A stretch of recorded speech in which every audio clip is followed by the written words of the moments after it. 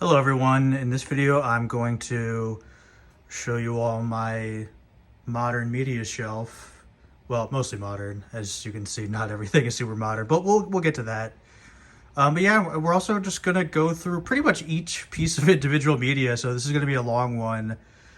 So yeah, I hope you enjoy and get a sense of my tastes, and maybe you can get some ideas for what media you can get next. But yeah, let's start with the shelf first. It's pretty no frills. It's just like a wire shelf that I got off Amazon, and it's okay. Like I'm not super happy with it, but it gets most of the job done. The only thing I will say is that since Nintendo Switch cases are so small, I put some cardboard in between, or I mean in the middle of each shelf, so they don't fall through, which they would do otherwise. But yeah, I will say the more stuff I put in there, the less bad it looks, so at least there's that. And there are a couple of shelves that are open at the bottom. I'm still filling things out. I think it's a good thing when you have extra space for more stuff, just so things don't get filled up too quickly, and then you have to kind of scramble to see what you should do next. But yeah, that's pretty much all I have to say about that. So let's start with the media then. The non-modern part first, which is my boxed US N64 games. They don't look so great in this video because I have plastic cases over them, so they reflect light pretty strongly. So they're not as clear as they could be, but they look good in person. And I didn't really intend to put these here, but they do take up a lot of space. And since this shelf had a lot of free space, I decided to put them here for now until I get a retro shelf, which I am in the middle of planning for my retro setup someday. So yeah, these are my US complete in box N64 games. I've been prioritizing them lately because I used to just be okay with getting cartridges for my retro games, but with the prices going up so much, where even like cartridge only games are expensive, I figured I might as well slow down on the retro purchases, and when I do buy something I want, I might as well just get the complete in box version, just so it feels more complete, as that the complete in box phrasing would suggest. But yeah, I'm not gonna go over these too much in depth because again, I don't think they're gonna stay here long term. But just to quickly go over them, first two games are Mario 64 and Pilot Wings. They're kind of launch bros, so I just put them together. I kind of associate the two with each other. Next up are the two Zelda games, my two favorite Zelda games. Star Fox 64, one of the best games ever made, a weirdly cinematic rail shooter that, yeah, very memorable. Smash 64 and Mario Kart 64, two N64 multiplayer staples. Pokemon Snap, secretly one of the best N64 games. It's something you can beat in a weekend or in an afternoon. It's a very satisfying game. And the next 11 games are all Rareware games. These are all 11 games that Rare released on N64. So Banjo-Kazooie, my favorite Rare game on the system. Banjo-Tooie, it's a little too over-designed. It was bigger than it needed to be, in my opinion. Donkey Kong 64, same thing as Banjo-Tooie. It's essentially a Banjo-Kazooie game, but way too big in scope and features. Conker's Bad Fur Day, a shocking game at the time. It's not the best platformer, but it's a very entertaining game. GoldenEye, a classic. Pretty much the father of the console FPS. Perfect Dark, a good follow-up to GoldenEye without the license. Apparently they're still continuing the series, allegedly coming to Xbox someday, but we'll see. Diddy Kong Racing, great racing game. Underrated soundtrack by David Wise, the composer of the Donkey Kong Country 1 and 2 games. I actually have a signed copy from him, so that was pretty awesome. Mickey Speedway USA, probably my least favorite Rare game on the N64. Not because it's like the worst playing, but because it's just inferior to Diddy Kong Racing and it's not very imaginative. While they do have the Disney character licenses, it doesn't feel like they had any other Disney stuff in there. Like the courses are just like USA like courses, but not like Disney inspired or anything. There's nothing that would suggest Disney other than the fact that you're playing the characters, is what I'm saying. Blast Core, pretty inventive, like destructive based game. I don't know if underrated is the right word, but it's a good one. Killer Instinct Gold, one of the weaker games from Rare on the system. Kind of like it just, the 2D fighter. Jet Force Gemini, pretty decent third-person shooter on N64. It's not great, though. And then the last two we have WWF No Mercy and WCW NWO Revenge. This was back at the height of the wrestling industry, the Attitude Era, as it's now known as in retrospect. And these are two great games made by the same developer, Aki, and they're still played today, especially No Mercy. All right, let's get to the next shelf. So I recently got a PS5, and I kind of went crazy on eBay getting most of these games because, a lot of these games are $70 new. On eBay, they're usually less than half price. So yeah, there's definitely a huge disparity between MSRP and the kind of secondhand market. First, we'll start with, Spider-Man Miles Morales. This is the Ultimate Edition or whatever, so it includes a code to where you can download Spider-Man Remastered, which is a remastered version of the PS4 game. And I hadn't played either. Well, obviously I hadn't played Miles Morales, but I hadn't played the original Spider-Man PS4, so it was a really good package. And I ended up loving both games way more than I thought I would, actually. I ended up platinuming both. And I don't really like superheroes, but don't really feel like getting into why, because I feel like this video is going to be long enough. But I was really into both games. I feel like this is something video games offer that movies and other media don't. Like, I felt like I was a real participant in the world as Spider-Man.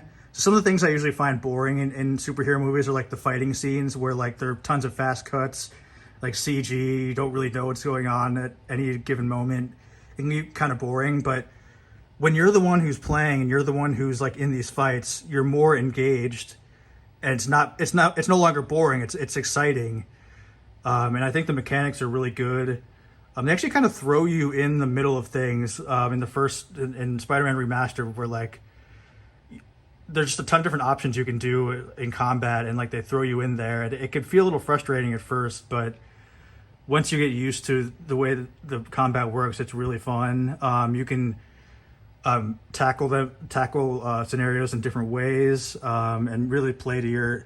You can just go to your play style. You can be stealthy. You can be more, I don't know, Rambo-ish. just start killing everyone.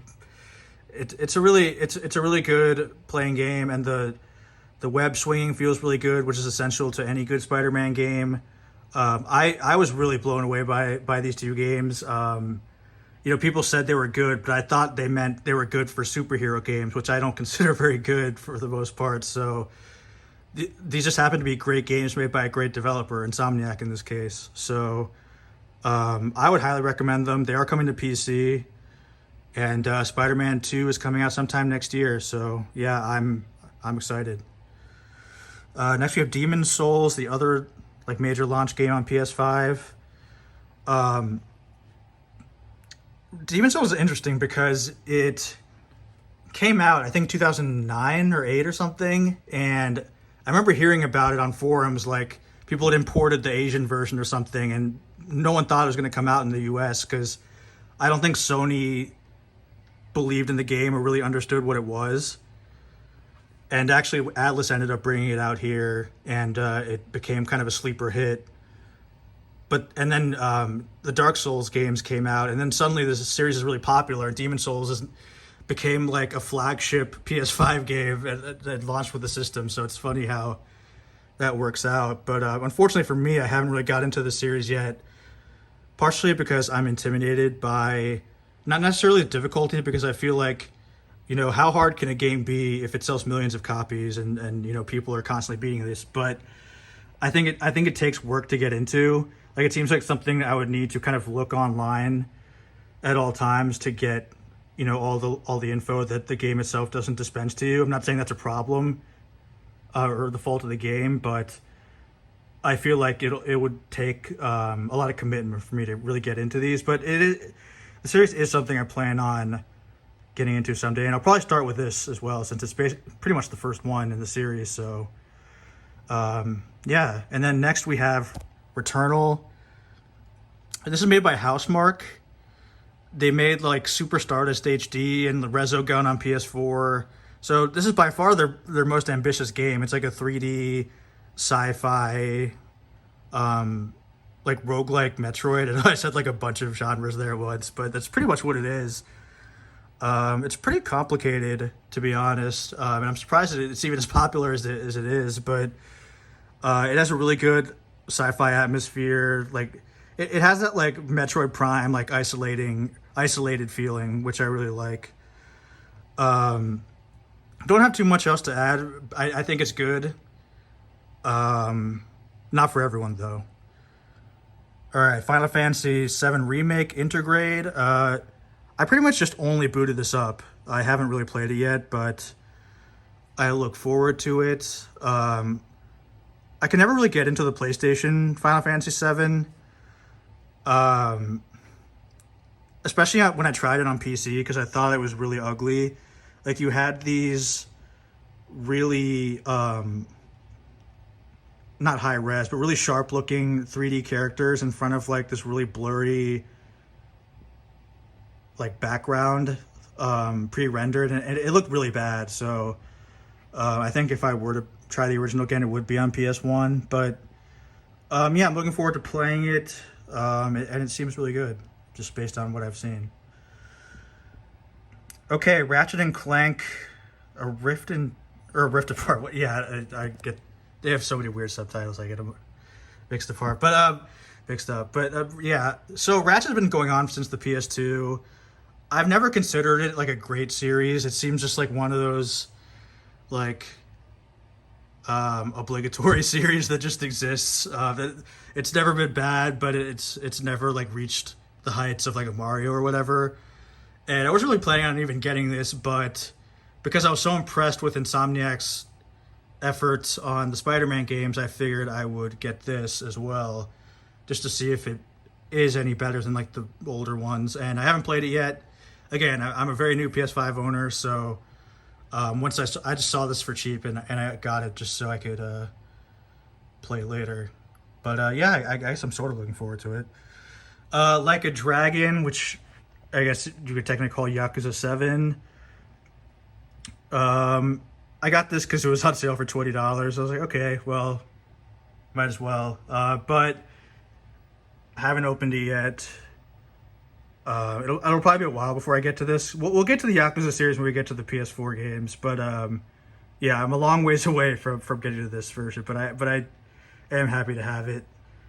And even though I could have gotten it on PS4, and it would have been a free upgrade on PS5, I figured I'd just get the dedicated PS5 version, just for that sweet spine. Uncharted, let's see what the subtitle is, Legacy of Thieves Collection, which contains Uncharted 4 and Lost Legacy, which were on PS4. So these are just remastered games. Never really got into the Uncharted games because I thought they didn't seem that fun, and that I didn't like Nathan Drake as a character. But again, this was another game that was on sale, so I figured, okay, I guess I'll give it another shot in a post Last of Us world, which we'll get into very soon, as you can probably see. And the final PS5 game is Death Stranding Director's Cut. This is a Kojima game, exclusively on PlayStation and PC. I don't know what to think about this game yet. It just seems like something you really have to play. Some people call it like a walking or delivery simulator. Personally, I thought Yoshi's Island was probably a better delivery simulator than this game. That's what I'm guessing. But yeah, I mean, it's just something I'm going to have to play. It seems interesting because it seems like this is in part commentary, not commentary, but it's a play on the traditional open world where the journey doesn't really matter. It's more about getting to that waypoint. You get the quest and then you get to the X mark on the map or whatever to fulfill that quest. But in this, it seems like the parts in between are what's important, where you're walking from point A to point B.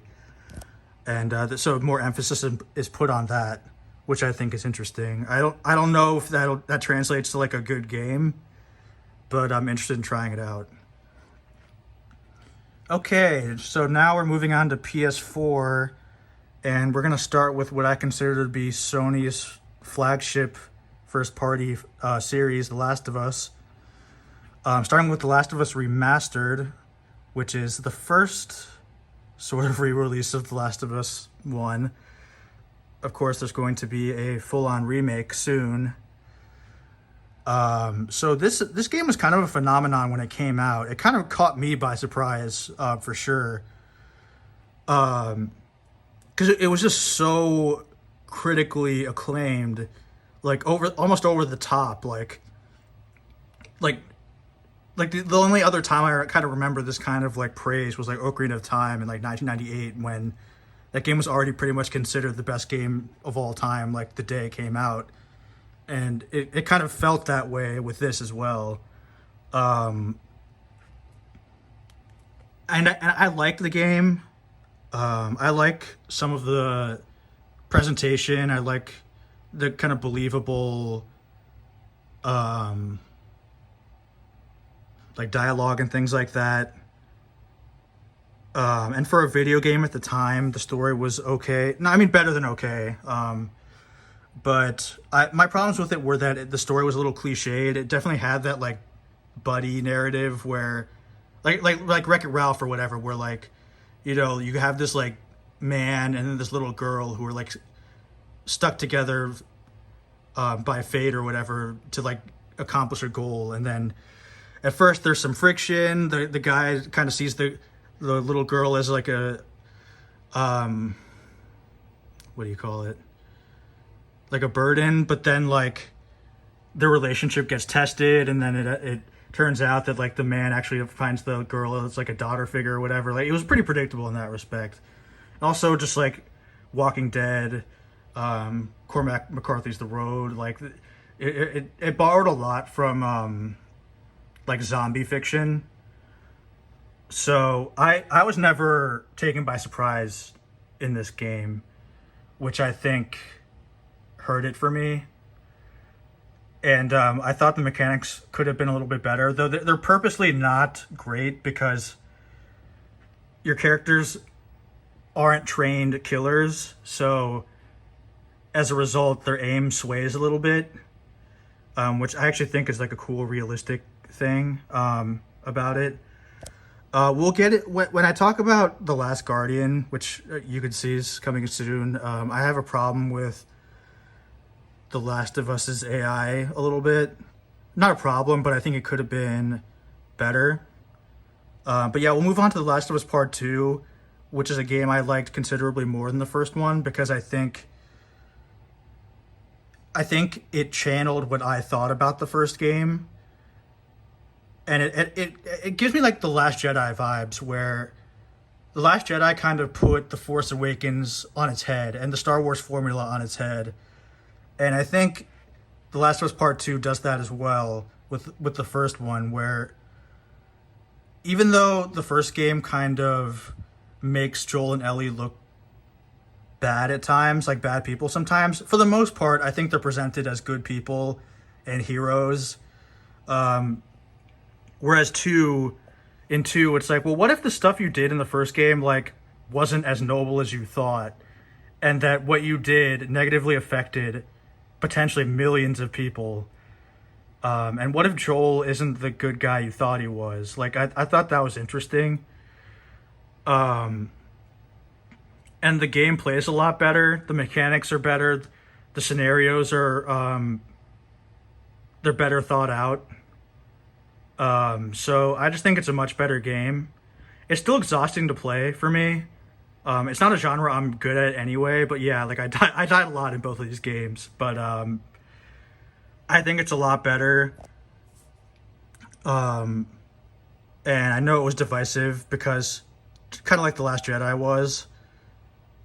Because, social issues and people don't like women, being a part of certain story elements, unfortunately. But, and also, I think people really latch on to main characters, and then when they're kind of shown to not be the people you thought they were, like Joel or Luke Skywalker, I think fans can get angry.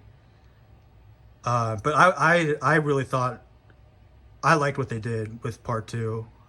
So yeah, I mean, we'll see what the remake of the first one is like, and if they're going to continue the series. I think they should. I have ideas for what part 3 could be, but yeah, we'll move on to Shadow of the Colossus. This is made by, well, the original game was made by, I don't know what their actual developer name was, but I mean, I've always called them Team Eco, because they made Eco, Shadow of the Colossus, and The Last Guardian. It was originally a PS2 game, Shadow of the Colossus, famously a very ambitious game for the system, which is code for the game basically running at like 15 frames per second at times. So this is a full-on remake. The graphics are fully updated. It's not like the PS3 HD remaster where it's pretty much just the PS2 game, but higher frame rate and higher resolution. This is a full-on remake, and I think it's really good as a remake. And the base game is really good. I guess I can talk about Eco as well, just because, it's not on PS4, but it's definitely a part of the lineage. I feel like Eco and Shadow of the Colossus are kind of like postmodern takes on the Zelda formula. Like, Eco is, what if you went into like a Zelda-like dungeon, but the person you're trying to rescue is actually a part of the world, and there are consequences that can happen to her that could happen to you as well. And I think it's really effective in Eco, and I think that's missing in The Last of Us, because you're playing as Joel for the most part, and Ellie is like your partner, but the game never acknowledges Ellie's existence while you're fighting. She's pretty much just invisible, and sometimes the game will glitch where she's just like running around right in front of the enemy, but they'll never see her because she's not acknowledged by the game. Whereas in Eco, the game always acknowledges you and the girl you're trying to save, which I think creates a more meaningful relationship between you and the AI character that I didn't feel while playing The Last of Us.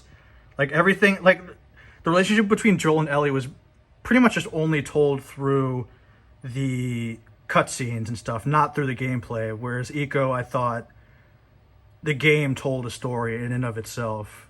So I kind of wish The Last of Us remake would fix that, but I don't think that would happen because it seems like it would take a lot of effort. But yeah, Shadow of the Colossus, it's pretty, in terms of like a Zelda game, it's like, well, what if we explored this idea of Link going into these bosses like territory and just killing them for no reason, seemingly no reason, just to save a girl you don't know. And that's what Shadow of the Colossus is. That's like the question it's trying to ask, which I think is interesting. But yeah, moving on, The Last Guardian. I think this is the least successful of the 3 games, quality-wise. This was famously in development hell. It was supposed to have been released on PS3 like years and years before it finally came out on PS4, and it kind of feels like a unreleased PS3 game. Like, you can feel its age when you play it. I'm not going to give away too much, but it's about this relationship between you and like this cat bird thing. And in some ways, the AI for that catbird is really impressive, but also it's not perfect, so it could lead to frustration. It's just not as elegant as the other two games. Like, I think there's too much like tutorial as well, which is weird for this kind of game. It lacks the minimalism that the other two have and elegance that the other two have. And yeah, it definitely feels like a PS3 game and not in a good way. One thing little addition I liked is that they actually did render a butthole on the catbird. You don't see that a lot for animals in media, so I thought that was kind of funny. But yeah, moving on to Bloodborne. Goes back to what I was saying with the Demon Souls kind of review, but when I was just talking about it, I feel intimidated, and it seems like a game that is ripe for a PS5 remaster because famously this it has poor frame pacing, and like when you die, it takes like a minute to like come back. So I feel like the PS5 would be a great place for this game to be kind of remade.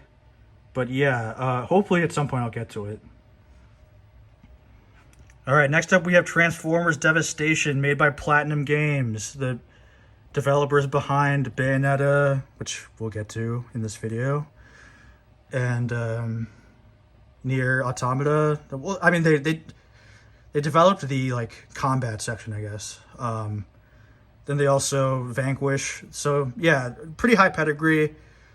They did work on like a slew of licensed games, kind of like what Treasure used to do back in the day. They would kind of make their own games like Gunstar Heroes, but then they would also make like a McDonald's game or like an Astro Boy game to pay bills. So yeah, that's what they did here. This is based on the original Transformers series, like the 80s one. And it has a really good art style. It's pretty easy to understand, and it's fun for what it is. It's not a great game, but I think it's one of the more faithful Transformers games there are, at least. And I have a feeling it's never going to be re-released. So yeah, I mean, if you're interested, I think you should probably just pick it up soon. Next we have God of War, or Dad of War, as some call it. So God of War was a really popular series on PS2 and to some degree PS3. It was made in an era where like it was like kind of cool to be edgy. God of War is basically like a single player Mortal Kombat game, but like it even goes beyond that because it has like sex mini games and things like that.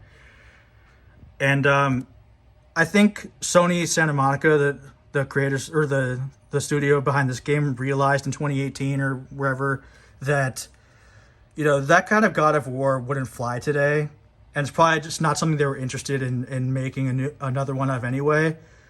So they pretty much just took the formula that Naughty Dog uses for their games, and then just like kind of slided God of War in there. It's very much relationship based between like Kratos as a father and then his son.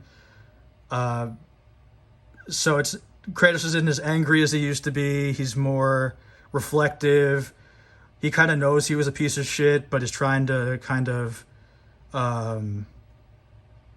like navigate around that. I haven't completed this game yet because I'm just not into Kratos or God of War really. But they did release a 60 FPS patch on PS5, so I might just try it again just to see. But yeah, I was never into God of War as a universe, so it's not something that grabbed me right away. But yeah, there's going to be a new one later this year, so I mean, we'll see what happens. All right, I guess I'll just review these two together. Gravity Rush and Gravity Rush 2, made by Studio Japan. It might have even been by the Silent Hill creator. I can't remember. But yeah, the Gravity Rush, the original, debuted on Vita, was ported to PS4. Gravity Rush 2 came out exclusively on PS4, not on Vita. But yeah, as you can imagine, you control a character. Her name is Kat.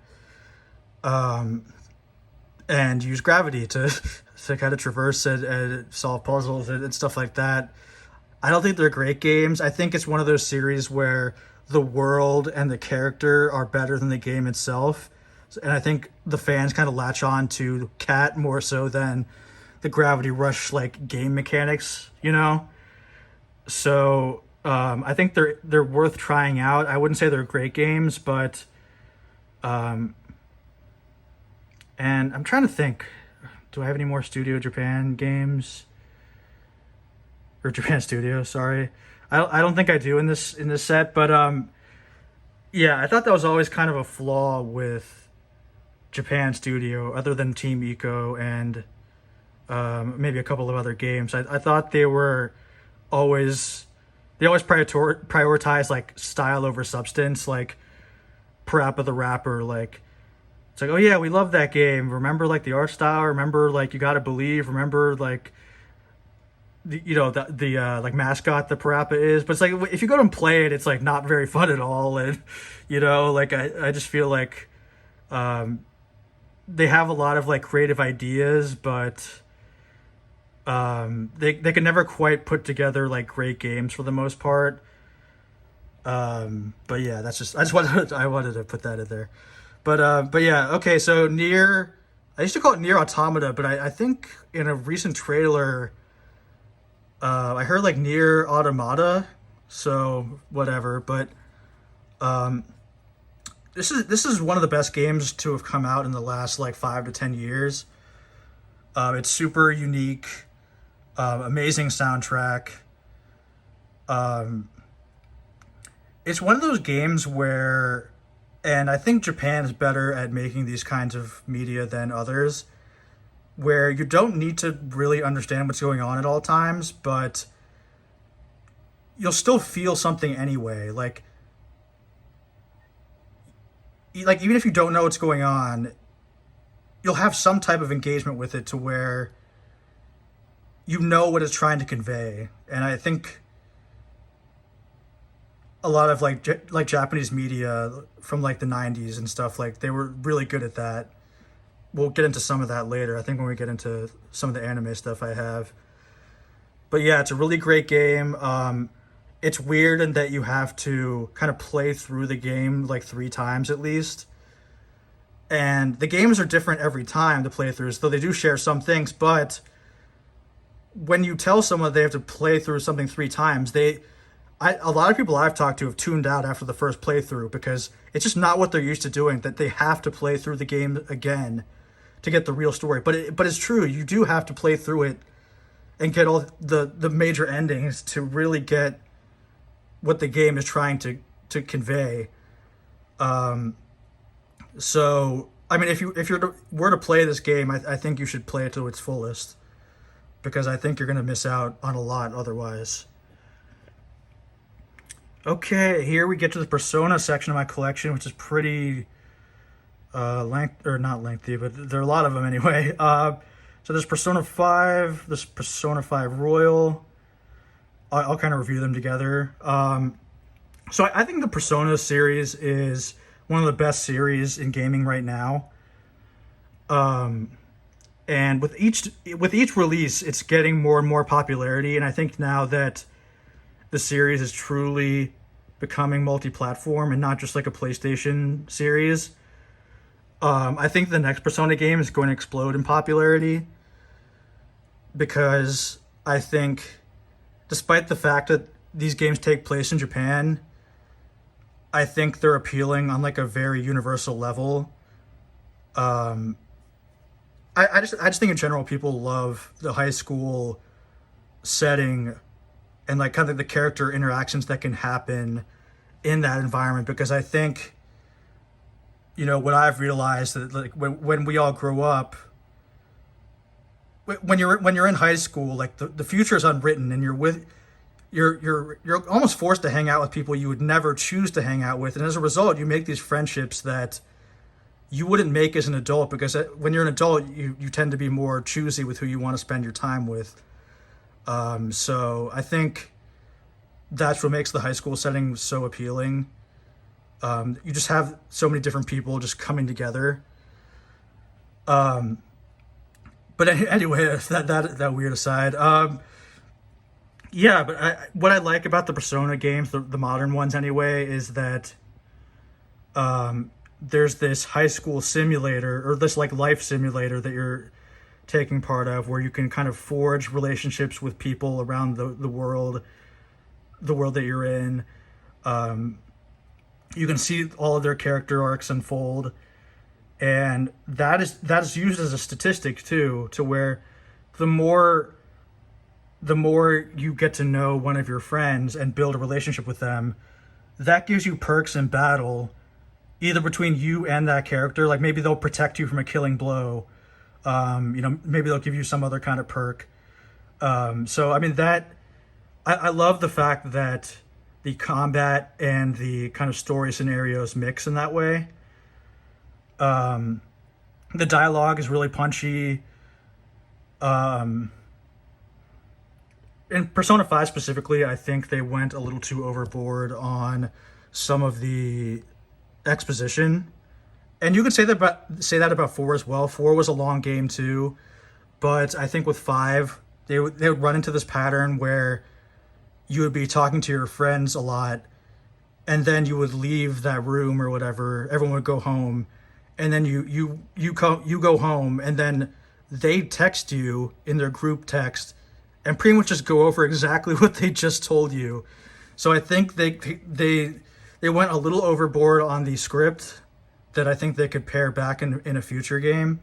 But I mean the parts that you're not interested in, it's just easy to skip it and fast forward through that. So while it is a little annoying that the game feels a little bit bloated on the dialogue aspect at times, it's not too bad. And then the music is incredible in pretty much all the Persona games. Whenever I play a new Persona game, I'm always listening to the songs as well, like just on YouTube or whatever. And then, yeah, I mean, I'm trying to think of what else to say. I mean, there is a lot to say, but I think it's one of the best series out there, like top 5 at least. And it's not hard to get into if you know how to play Pokemon. I mean, this is pretty much 1 or 2 notches above that in terms of complexity, if that. So they're really fun to play. The characters are fun. In Persona 5, I actually think the story is a little weak compared to 4, but I don't know. It's just so good as an overall package that I mean, this is a game that I buy for people because I know they're not going to buy it on their own because, they might not have the motivation to play it. But I've bought people Persona 4 and 5 on Vita and PS5 or PS4 and have made new fans because they gave it a chance. And I think as long as people give this series a chance, I think it's just going to grow and grow. I think it's going to be what Final Fantasy eventually became. It took forever for Final Fantasy to kind of become the mega series that it became, and I think Persona is going to reach that point someday.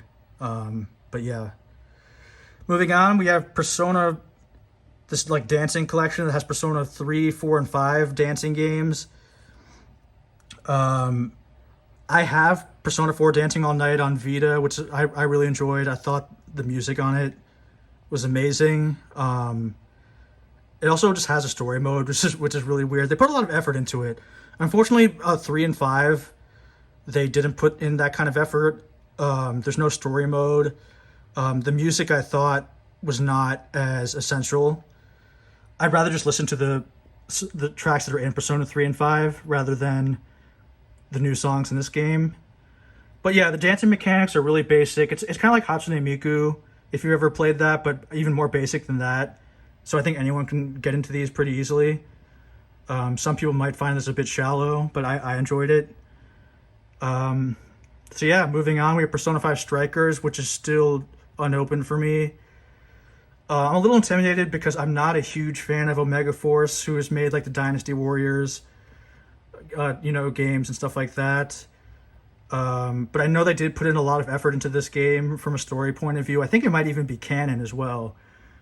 So it's still something I need to play. But again, I'm not in love with the idea of playing an Omega Force game. Okay, so Persona 5 Strikers, that's the steelbook that came with it. Next game, you might not be able to see the title from here, but it's Metal Wolf Chaos XD. This is weirdly a remake or remaster based on an original Xbox game that only came out in Japan called Metal Wolf Chaos, where you kind of control the U.S. president. This is actually made by From Software, by the way, before they were a big name in the industry. But yeah, you're like a U.S. president, and you're in like a mech where I think you're fighting to defend your country, though. But it definitely has like a tongue-in-cheek, like, kind of American like militarism, like America fuck yeah, like type of like parody, which is pretty rare, honestly. Like I feel like even today, kind of U.S. militarism isn't questioned that much by either Japan or the West. The only other time I can really, the only couple times I could really think of that really like, kind of put the American military on blast, like Metal Gear Solid 3 and like Spec Ops: The Line. But for the most part, I think the U.S. military is pretty protected in video games. So it's kind of interesting on that level. Next up, Jupiter and Mars. It's unopened. It's from Limited Run Games. We'll get into that when we get to the Switch. I'm not a huge fan of Limited Run Games, but I don't have anything to say about this. I did get it because I heard it was good, but again, we'll get to it. We'll get to it. Tetris Effect, also from Limited Run Games. But the weird thing is, as the time of this recording,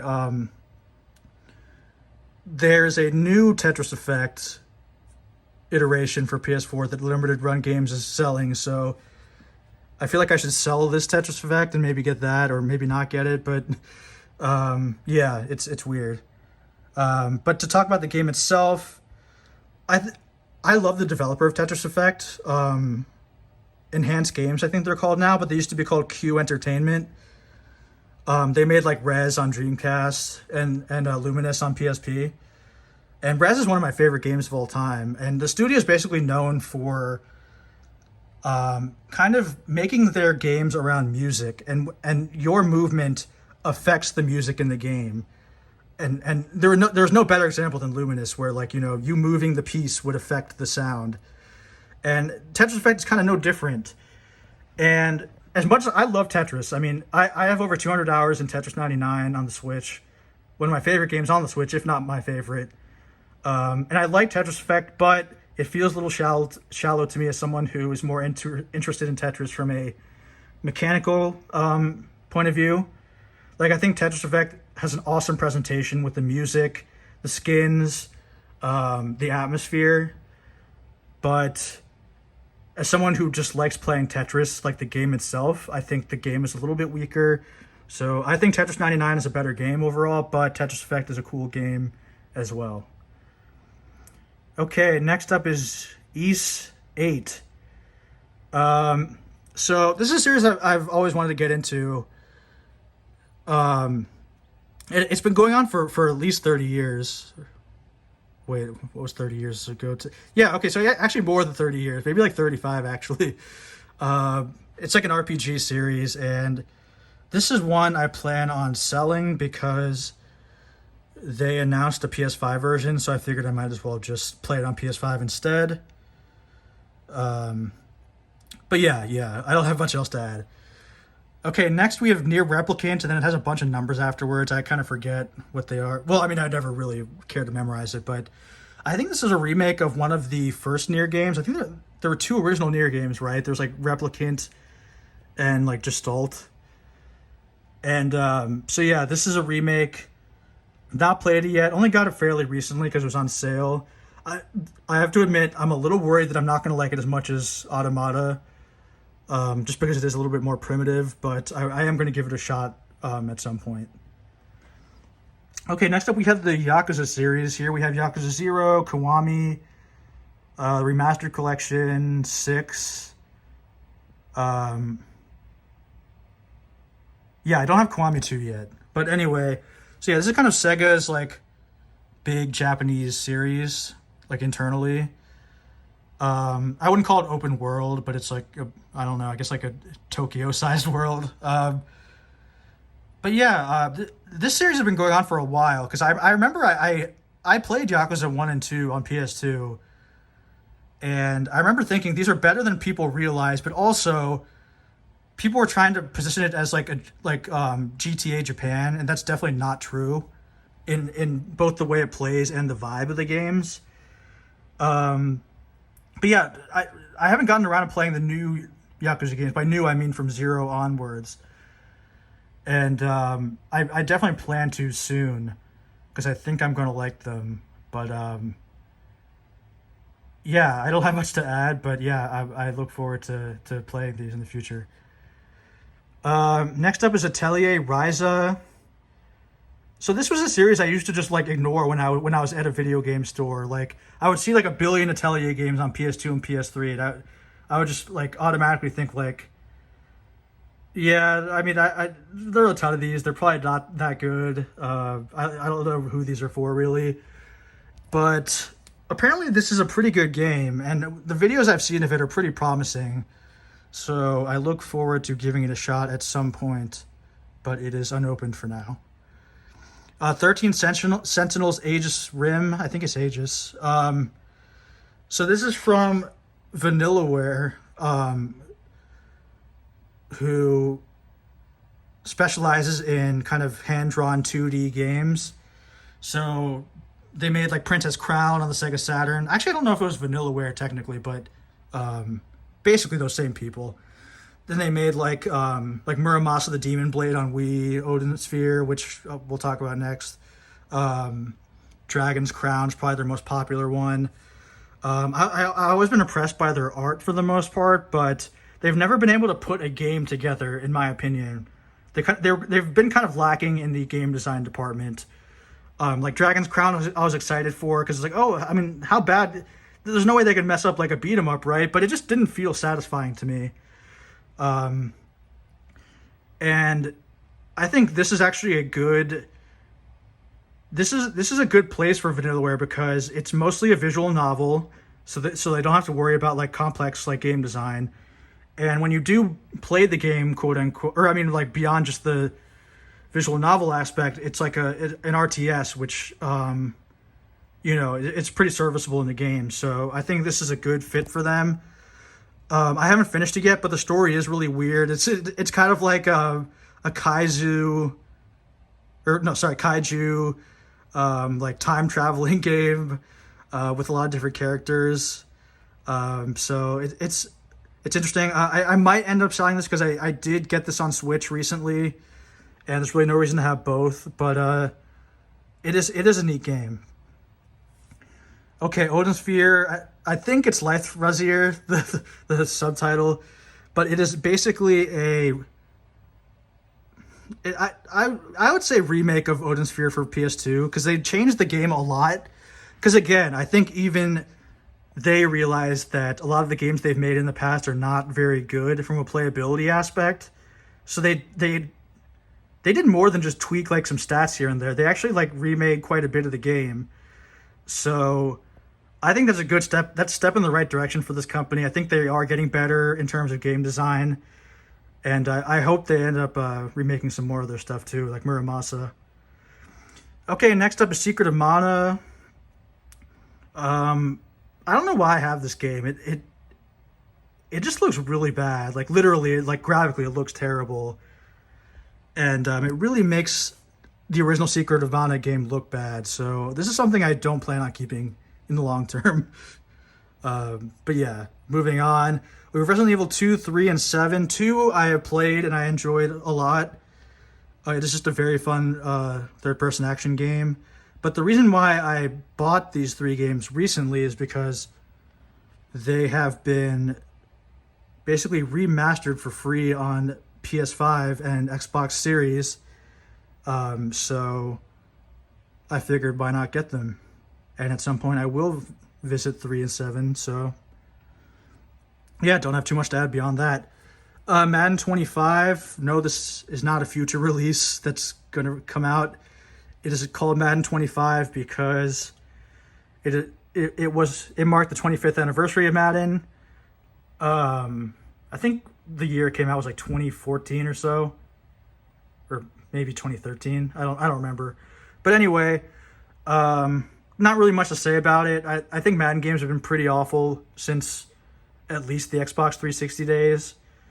So I don't know. I'm not gonna add anymore. But yeah, okay. Finally, for PS4, we have Tony Hawk's Pro Skater 1 and 2.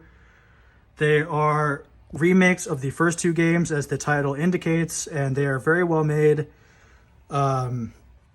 Pretty faithful to the originals, though they do feel a bit different, but not in a bad way. It retains a lot of the music that were in the first two, which is essential to the Tony Hawk experience, in my opinion. They do add some new music as well. Trying to see what else I can say about it, but no, I mean they're just, it's just a well-made collection of games, and I guess one thing I'll say is that the revert is in the game, so that affects the scoring a lot. If you know, you know. Otherwise, let's just move on. All right, it's a few days later.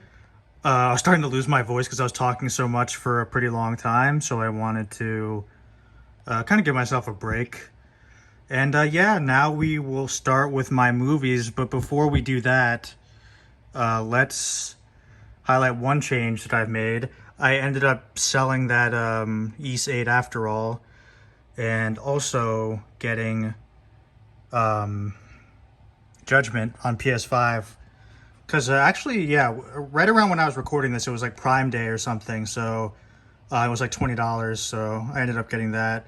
And recently I actually sold my PS4 version of Judgment in anticipation of getting this game, so yeah, I'm still in the process of upgrading my PS4 games to PS5 versions if they exist. But anyway, yeah, on to the movies. So I've only recently gotten back into watching movies. I mean, I've always sort of watched movies, but you know, usually it was with other people or in the theater or something. Or if I felt like I really needed to watch something, I would. But yeah, I mean, I feel like after VHS, I started not watching movies as often. And I want to say part of that is because of, I guess, the internet. Like, I started getting more into the internet as DVDs started coming. And a lot of my DVD watching was for, like, TV shows like The Simpsons, which we'll get to. So I wanted to jump back into kind of physical movies for a few reasons. One, for any reason anyone would collect physical, as it kind of reflects your taste and personality to some degree.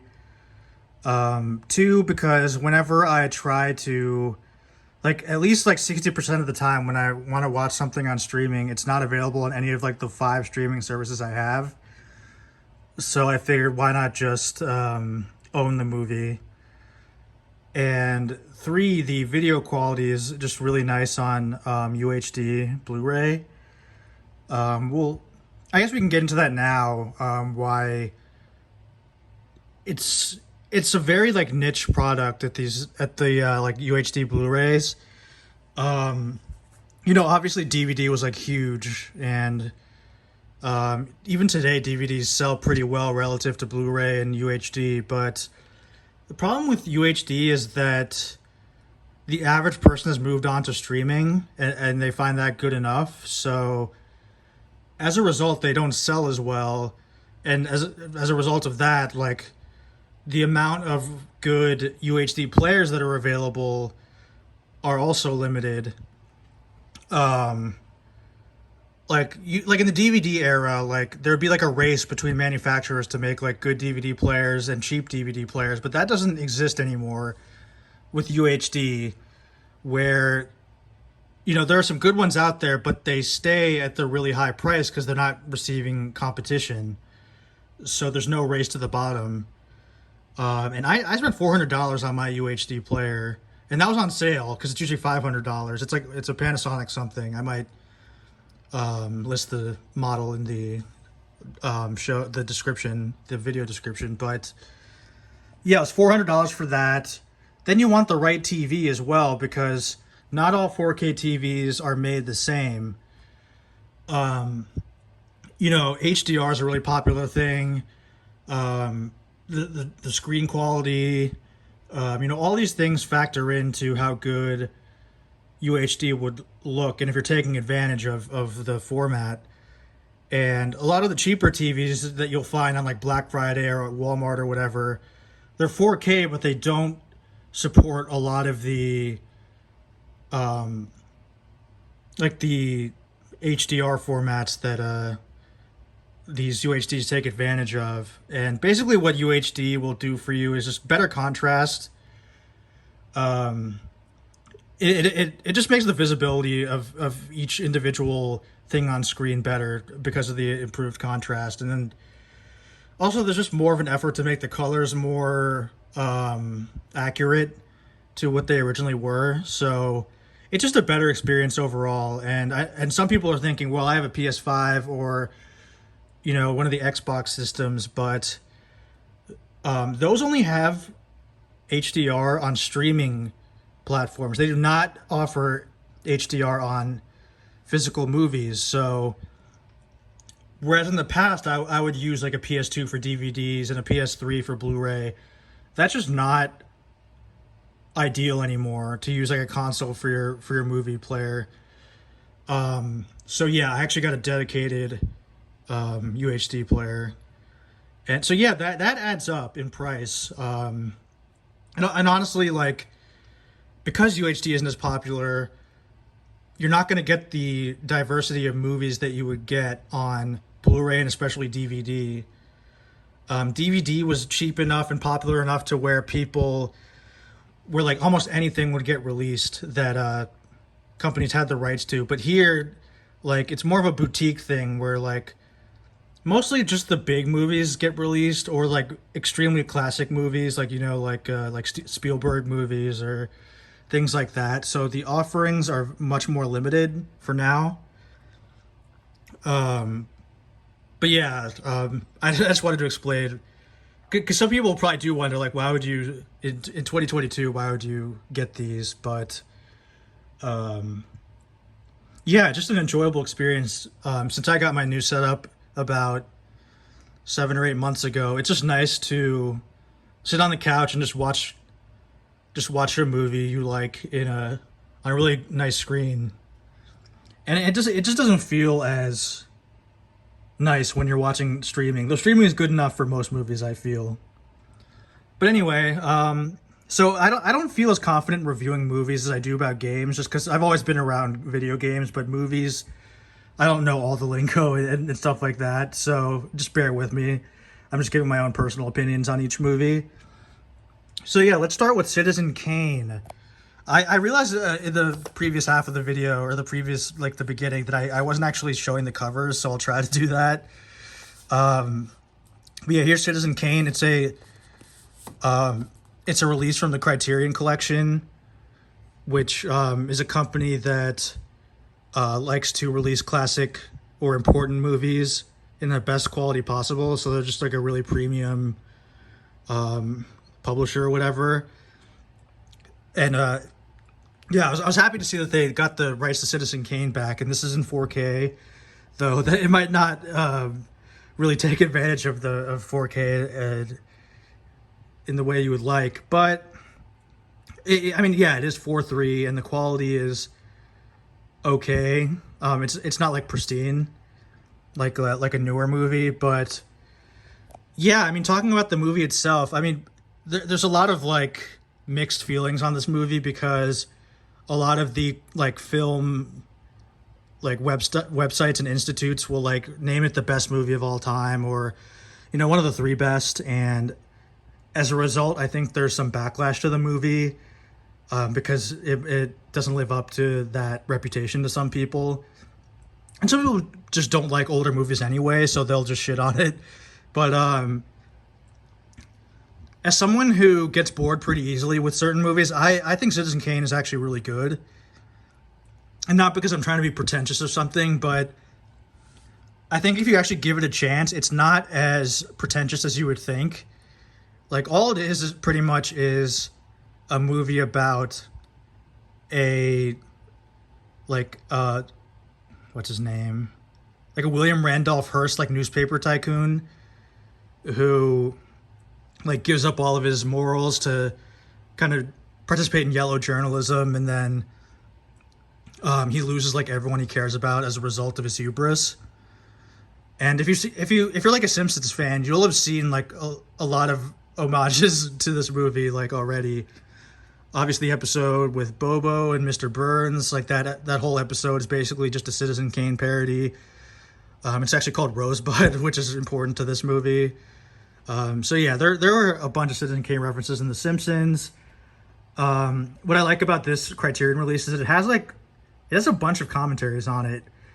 It has Roger Ebert's that he did for the original DVD release, which I like because, well, first of all, I just like Roger Ebert, and he doesn't do very many commentaries. I think he's only done like a couple of others other than on this, and he goes over like every like camera trick and like the history behind the movie. Like he's really an expert on this movie, and there's something just warm about Roger Ebert. He just invites you in with his commentary.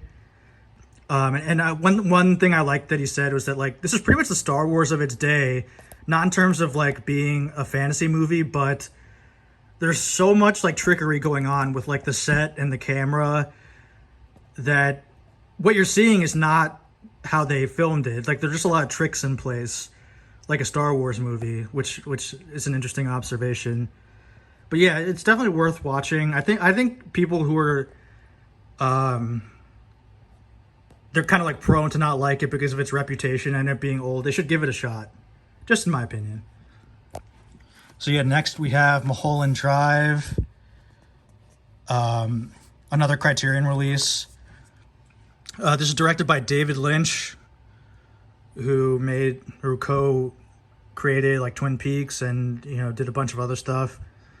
So yeah, this was another 4K Criterion release that kind of debuted with the Criterion 4K movies. It was like part of their launch or whatever. And I definitely wanted this because I love Twin Peaks. And I hadn't seen this before. And it stars Naomi Watts, and I forget the other woman's name. But yeah, at first when you're watching it, it doesn't seem like a David Lynch movie for the most part. There's some scenes that are very Lynch-like. But then when you get to like the last third of the movie, it's like, holy shit. Like it's very much David Lynch. Meaning it's kind of giving you what you don't expect, and it kind of a surreal interpretation of what's happening.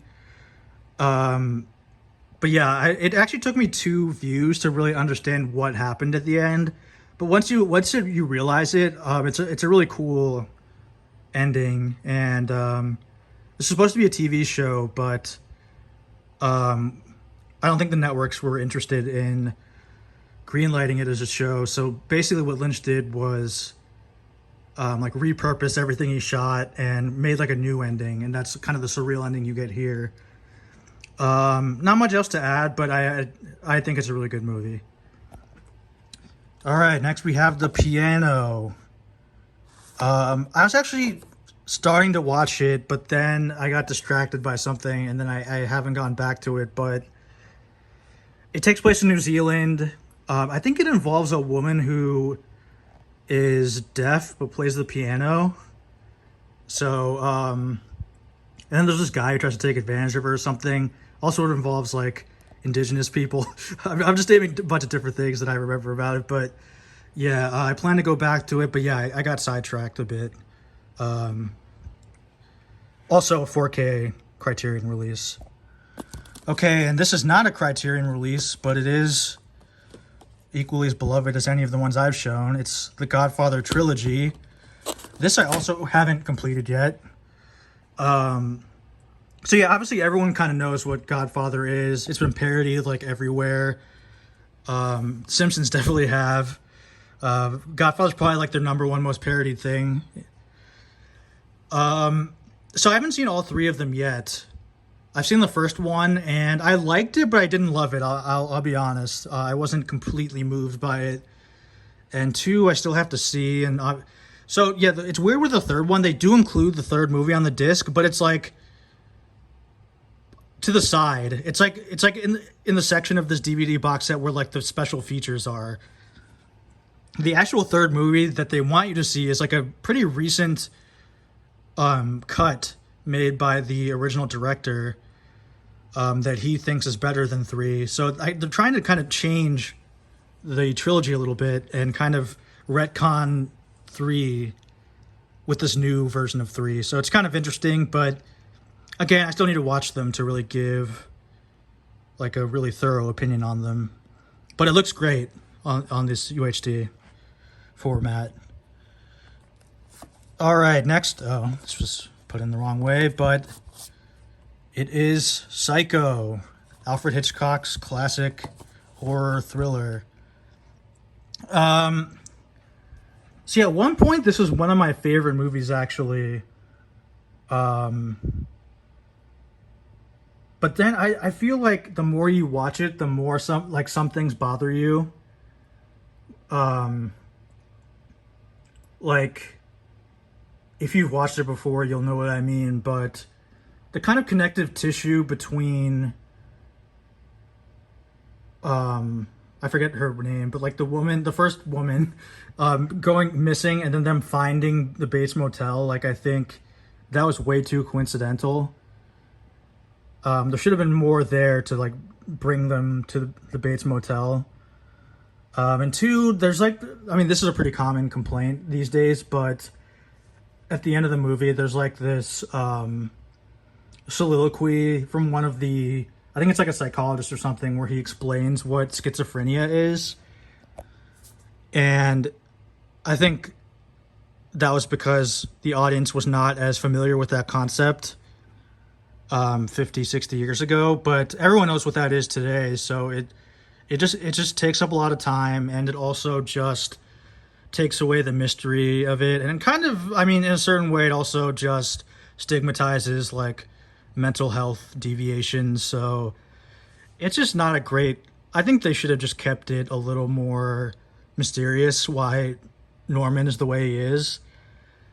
But other than that, I like the rest of the movie quite a bit. I like the kind of the swerve that the movie takes at the beginning, where it focuses on a woman really hard, but then obviously Norman kills her, and then it's about him all of a sudden, like 40 minutes into the movie. Yeah, the acting is really good, but yeah, this was one of my favorite movies, but now it's just a very good movie instead of great, in my opinion. Okay, next up is Suspiria. This might be my favorite looking UHD movie because as far as I know, it was the last Technicolor film ever made. So at that point in the 70s, like, the colors got crazy and the director makes complete use of it. He kind of uses it as a gimmick, actually. So it's a horror movie, kind of campy, kind of surreal, where it makes use of like a soundtrack at all times. And yeah, it's a really good movie. This is one that I would show to friends if they want to see a scary movie, because it is really cool. It's like extremely visually potent, and then the story is pretty cool too. It's just not what you're used to seeing. It's an Italian horror movie about an American woman who goes to like this German dance school. So it's kind of this weird thing where it's like, okay, American main character, German location, Italian movie. So I think that's part of what makes it interesting. And back then, when like Italian film, they would just dub all the voices no matter what. So it gives it an otherworldly feel that really helps the movie, in my opinion. But yeah, this is a must-own, in my opinion, if you like horror and you want to show off your UHD player and TV. Okay, Scream, the 90s classic. This is one of the most defining 90s movies, in my opinion. It's just very self-aware. It's about teenagers. It's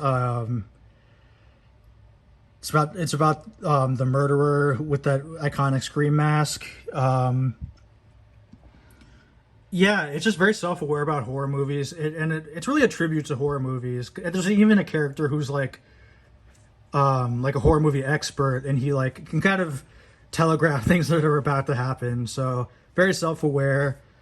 Nice. It's a nice mixture of horror and comedy, and then of course like Scary Movie, the movie, kind of goes further into the comedy aspect. But yeah, this is just a nice mix of horror and comedy that, yeah, just I don't see very often, and I hope they release more, or I hope they release like Scream 2 and 3 so I can get those as well. All right, Get Out. This doesn't have the slipcase, unfortunately, but I don't know if it's a horror movie, but it's definitely a thriller, made by Key and/or Peele. I forget which. But yeah, it's like a thriller slash parody of like interracial like black and white relationships. And then in a Key and Peele style fashion, it really escalates near the end. I think it's a great movie. The observations about like kind of cringe like white families where they beat like their daughter's black boyfriend is pretty on point. And yeah, I mean, I feel like the more I watch it, the more I like it. So that's always a sign of a good movie to me. All right, next up is Spider-Man Into the Spider-Verse, also no slip cover. I got these two movies like before I even had a UHD player, just because I knew I'd want them. And I didn't care about slip covers at the time, which I kind of do now. But anyway, yeah, it's a story of Miles Morales in a kind of 3D animated movie. Not much to say about it. It's good. I think I like Miles Morales the game more, but it's a solid movie about Miles Morales, and it goes through the basics of him, like his uncle, his father, like what happens to them in the overall Miles Morales story. Not much else to add, but yeah, it's probably the best Spider-Man movie I've seen, except maybe the Tobey Maguire Spider-Man 2. Okay, here we have Mad Max Fury Road. This might be my first controversial opinion. So I don't really like action movies because I'm way more into like the human aspect of stories and dialogue and things like that. Like action alone does not excite me very much. So as a result, I liked Mad Max. I thought it was probably one of the best action movies if you like action movies, but for me it didn't stick with me after I watched it. Like it was impressive, it was creative, the visuals were amazing, but it's not something I plan on watching again anytime soon, unfortunately. Okay, next up is Dune, the reboot, not the David Lynch Dune.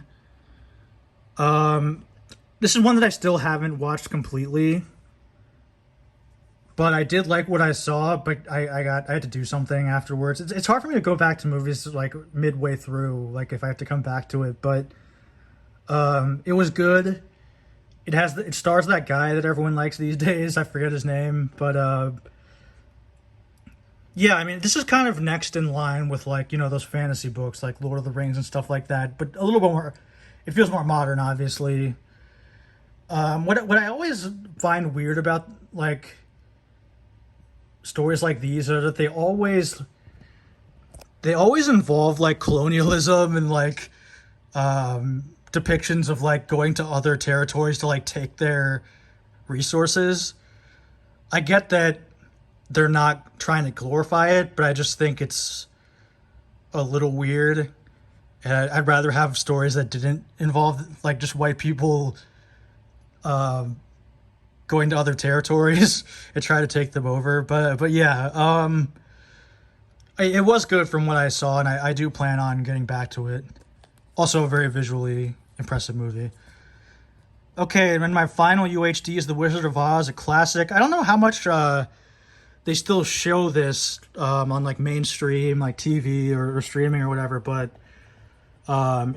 like when I was growing up, it was considered like the America's favorite movie, and they would always show it on TV, and our VHS tape would get a lot of use. But yeah, I feel like I don't really have to explain what it is. I do have to say that in certain parts of the movie it felt slow. Like when Dorothy gets out of Kansas and goes to like the Lollipop Guild or whatever with the Munchkins. Like I feel like that part took a while.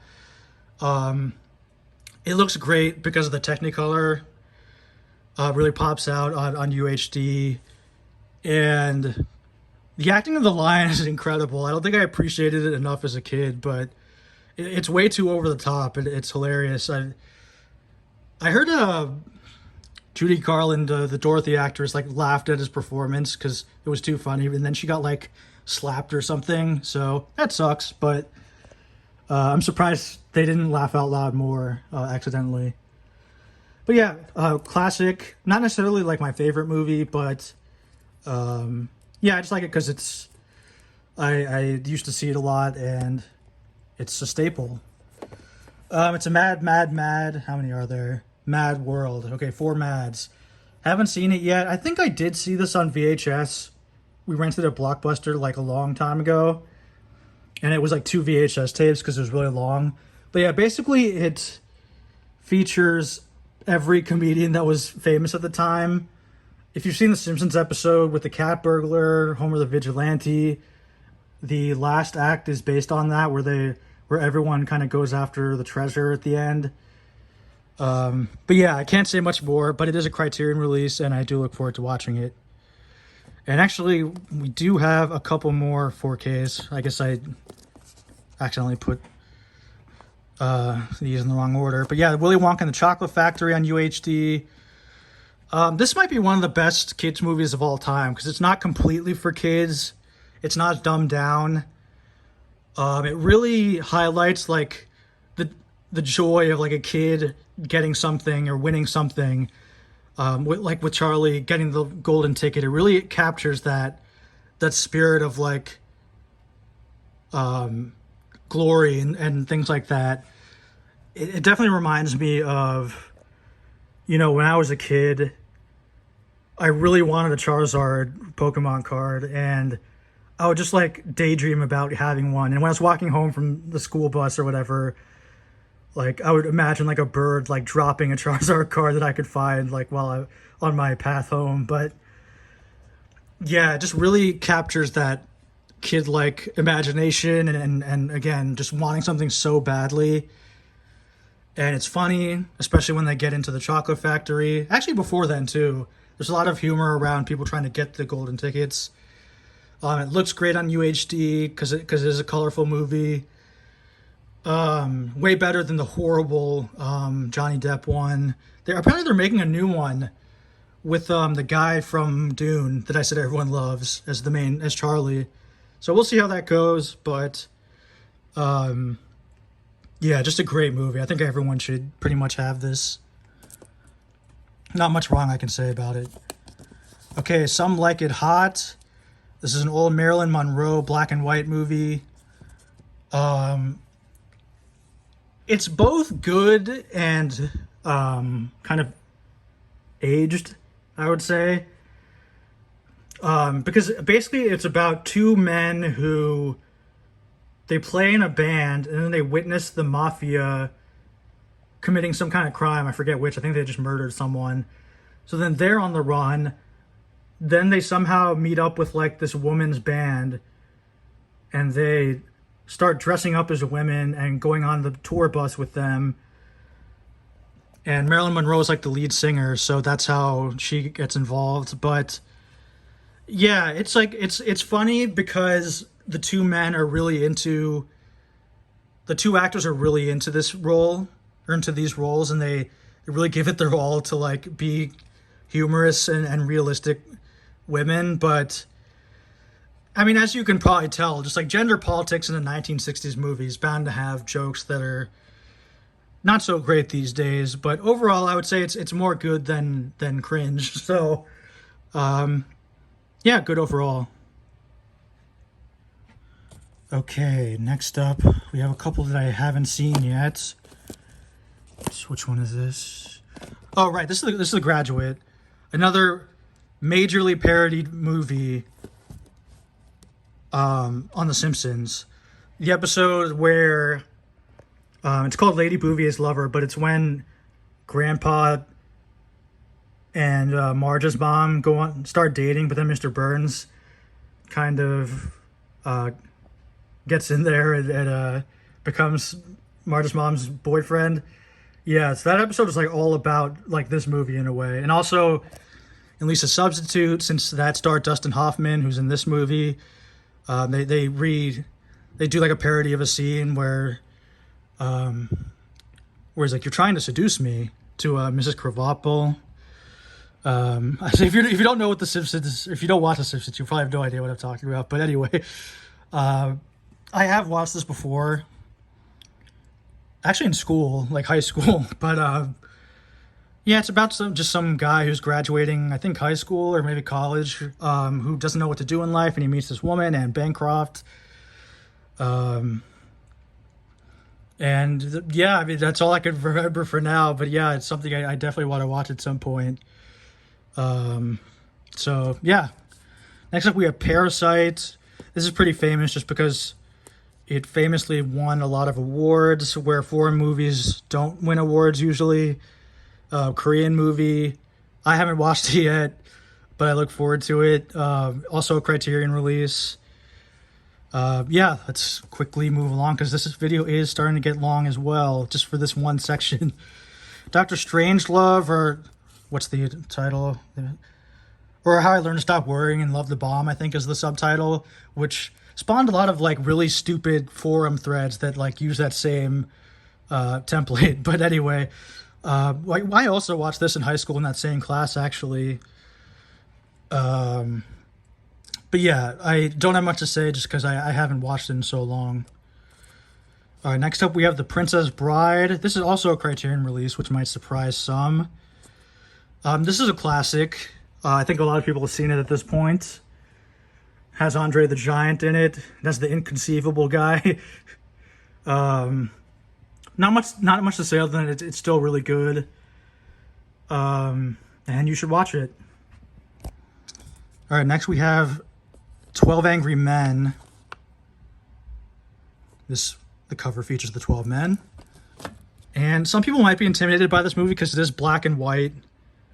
But this is one of the best movies of all time, in my opinion. Basically, the movie is entirely about a jury who is contemplating whether a kid who allegedly killed his father is innocent or guilty. And 99% of the movie takes place inside of one room. It has very natural dialogue. And it basically just shows all the different biases that someone can bring in with them to the jury deliberating room. Like racism, maybe something similar happened to you, so you're already more inclined to think that the person is guilty, or I'm trying to think of some other thing that might. One of the other examples, yeah, maybe you have like a ball game that you want to go to later that night, so it's just like, okay, I'll just be on the safe side and say guilty, and let's all get out of here so I can get to where I want to go. But yeah, it's a great movie.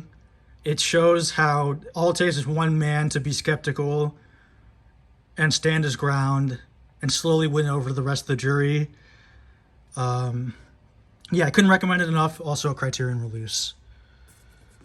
And another Criterion release is Ace in the Hole, Billy Wilder. This is an amazing movie. It's definitely one of my favorite older movies.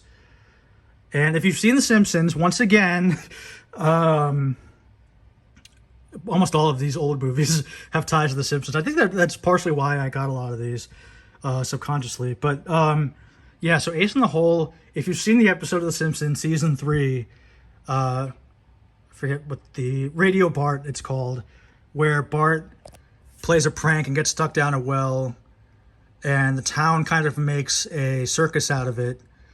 That's what that's based on this movie. It's a very cynical movie where a man is in a Native American like burial cave or something, and he gets stuck there, and then a savvy journalist who's very much into his like climbing the ladder and kind of going to a big newspaper like the New York Times, like he makes a show out of it and makes it more dramatic than it should be.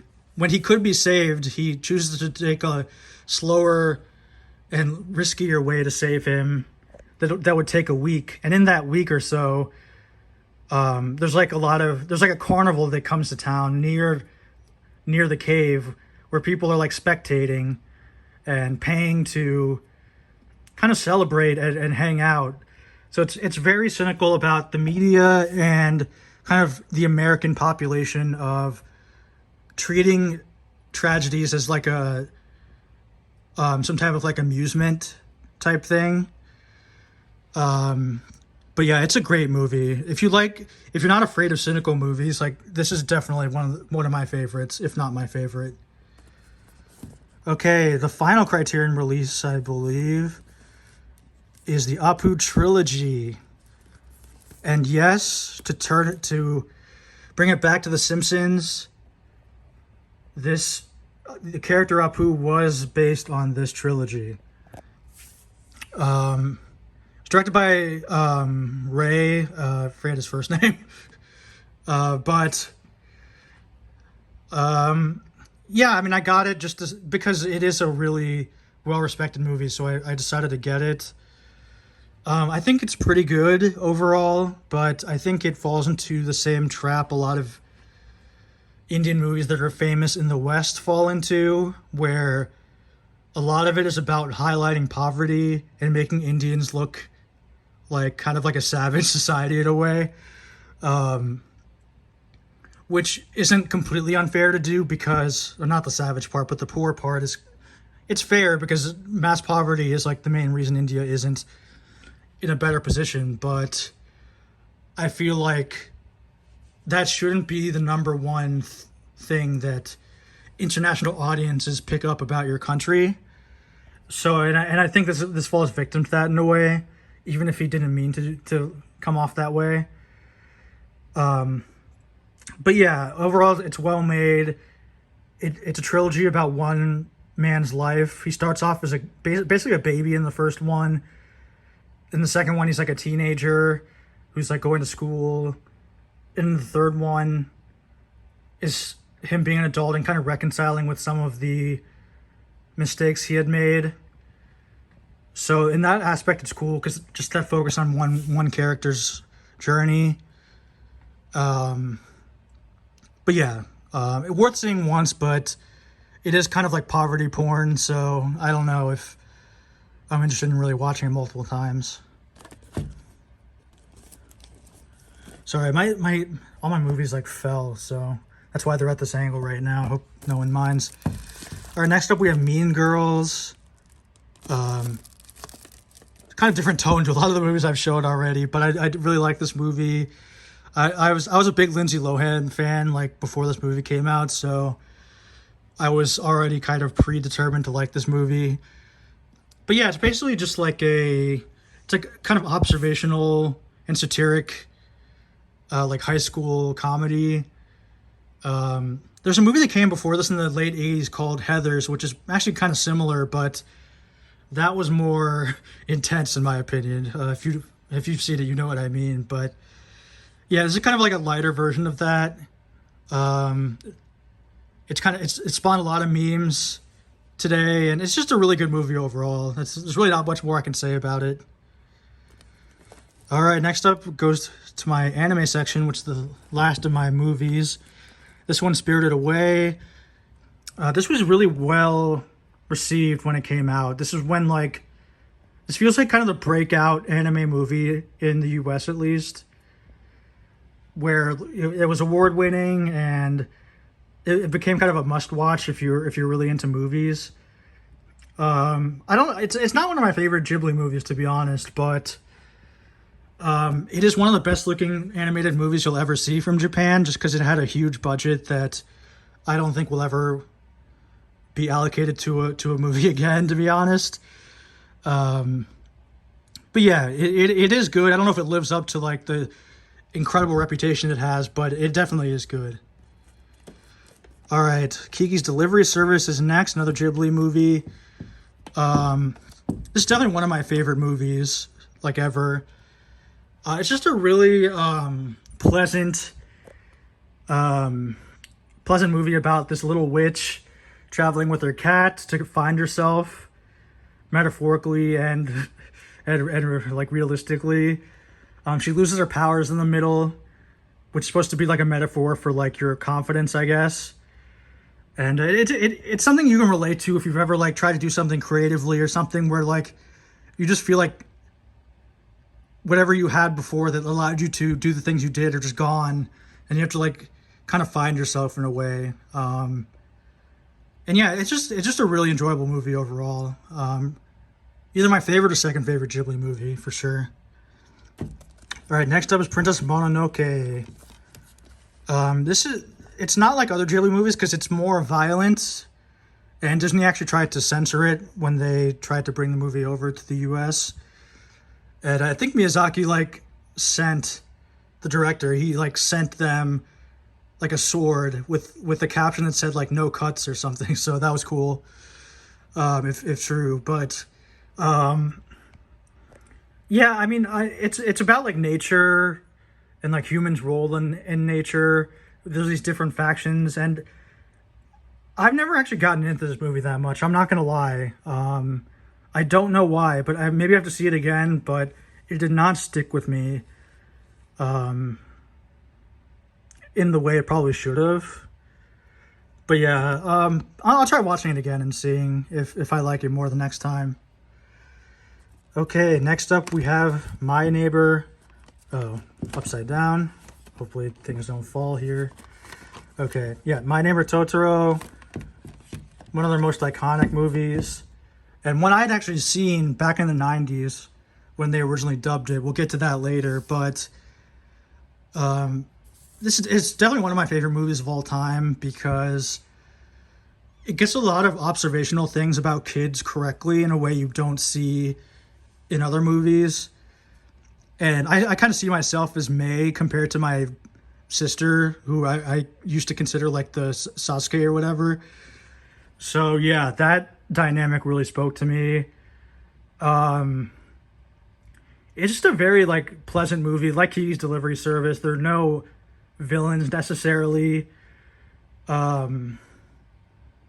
Yet there's like a layer of sadness there because their mom is in the hospital. And not till the end do you realize that it was slowly getting to the girls and affected them more than they realized. So, unfortunately, there is a happy ending. So, it's just a feel-good movie overall. Lots of emotion. Not trying too hard like a Disney movie. And yeah, I mean, it's better than any Disney movie I've ever seen, which are most of them actually. So, yeah. And next up is the final Ghibli movie, Grave of the Fireflies. I think this is owned by a different studio, so that's why it always kind of, the box always kind of looks different from the other ones. But this is one of the most depressing movies of all time because it shows the state of Japan during World War II, the later stages of the war, where the U.S. was just air raiding them like 24/7, basically. And you see all the destruction, all the death, all the struggle to survive from the viewpoint of like a 10-year-old boy and his like 4-year-old sister, basically a baby. And yeah, it's very eye-opening, especially from someone in the U.S. Where kind of the Japanese reaction to the war is understated. And, you know, when the U.S. Launched the 2 atomic bombs on Japan, they hid the footage and pictures from the US public for like 10 years or more, just because they knew if the people saw what really happened, they might not be as into the idea of nuking countries, basically. And they might actually question their government. But yeah, I mean, the movie isn't trying to be preachy. It's not like it's like, oh, fuck the US. It just shows it as it is, in my opinion. Like, and Japan isn't innocent either. I mean, they've done, like in World War II, they did Nazi-like things to other Asian countries, and they did some truly horrific shit. But just from a U.S. perspective of bombing civilians and stuff, it really shows kind of what they were going through at the time. There's a really tragic thing that happens at the end. And the weird thing, weird slash funny, is that when My Neighbor Totoro debuted in theaters, it was actually a double feature with Totoro and Firefly. So you had this complete whiplash of like the most depressing movie ever, and then this very like delightful movie after that, or before. I'm not sure what the order was, but as a result, Totoro is actually, it didn't do well in theaters, and it actually took the TV debut for people to really catch on to the movie. That's when they started like calling Studio Ghibli and asking for like Totoro plushes and stuff like that. So that's always like a funny part of history. But yeah, it's definitely worth watching. I think most people won't watch it more than once just because it is crazy depressing, but I think it's a must watch, especially for Americans. All right, and our final two movies, I'll review them together. Perfect Blue and Millennium Actress, just because they're directed by the same person, Satoshi Kon, who unfortunately passed away, I think 15 years ago, about. And he was a really talented, animation director. He aimed to make animation more than just movies that were for kids or like the teen comedies like, The Simpsons or Family Guy or whatever. He wanted to make more adult stories, which is really cool. And both these are about women with their struggles. Perfect Blue is about an idol singer who wants to be like an actress, but her fan base kind of doesn't want her to make that transition, and it involves like online harassment. It's very surreal too, because they kind of make it so that you can't tell what's real and what's in her dream slash like online state. And Millennium Actress is about a big time actress who meets some man who makes like a huge impact on her, and she spends like most of the movie kind of trying to chase him. And also very surreal, because sometimes you're not sure what's real and what isn't. It incorporates Japanese history into the movie too. It kind of goes over all like the different like periods in Japanese history while she's kind of chasing or looking after the guy. But yeah, really cool movies. And these were recently re-released on these Steelbook Blu-rays. So yeah, they're really nice, and I recommend people who like anime, or maybe don't like anime, get these. Okay, so continuing from there, this will be the last major stretch, I think, with these Switch games. There's still some shows to go, but I'm going to try to review those shows at once. So basically the Switch part is going to take up the bulk of the rest of the video. I know it's already a really long video, and I have a few rants that I anticipate having for a few of these Switch games, so I will try to go quickly on games I don't have much to say about. But yeah, anyway, these first three are kind of premium versions of the games that they're associated with. So Breath of the Wild, Mario Odyssey, and Splatoon 2. They just come with extra stuff. Like the Breath of the Wild comes with like a map, I think, and stuff like that. Basically, yeah.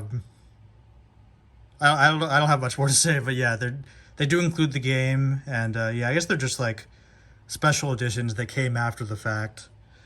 But yeah, starting with Mario Odyssey. Yeah, so this is the main 3D Mario platformer on the system. It's bigger in scale compared to the last few Mario 3D games. Kind of akin to like a Mario 64, Mario Sunshine. But you're kind of going all over the world. It's kind of more like Banjo-Kazooie than Mario 64 in that you stay in the world after you get a star, or a moon, I guess as they are in this game. It's not like in Mario 64 where you get the star, you exit the level afterwards, and then you go back in if you want to, or you go somewhere else. This is more of like a persistent world, like Banjo-Kazooie. Unfortunately, and I hate to say this, but the game did not click with me as much as I hoped it would. The developer behind it, which used to be called like Nintendo EAD Tokyo, and now I think they're like Nintendo SPD or something. That was my favorite developer for like at least a decade. Because on GameCube they made Donkey Kong Jungle Beat, which is better than people think. Then they made the Mario Galaxy games, and then Mario 3D World. So that was a great run. Also Mario 3D Land on 3DS. But yeah, that was a great run for them. Unfortunately, this is the first game from them that I'm not huge on. It's hard to say why. I guess it just felt too big for me. So actually, this is the one Mario game I haven't completed, basically. I'm probably going to go back just to say that I've beaten all of them and maybe give it another chance. But for whatever reason, it just didn't click with me as much as the next game. Mario 3D World, and then plus Bowser's Fury. This was originally a Wii U game, which a lot of these Switch games are. And I love this game. It's pretty much the most fun you can have with a video game. It's just like classic Mario in a 3D space. It's kind of what you would think a 3D Mario would be back in the early 90s, like before Mario 64 came out, because it has a lot of the mechanics of the original 2D Mario games, but it's in like a 3D world and very linear, whereas Mario 64 is like an open 3D game and doesn't share that much with the 2D games, other than like some aesthetic things. But yeah, it's a great game. It's co-op as well, 4-player co-op.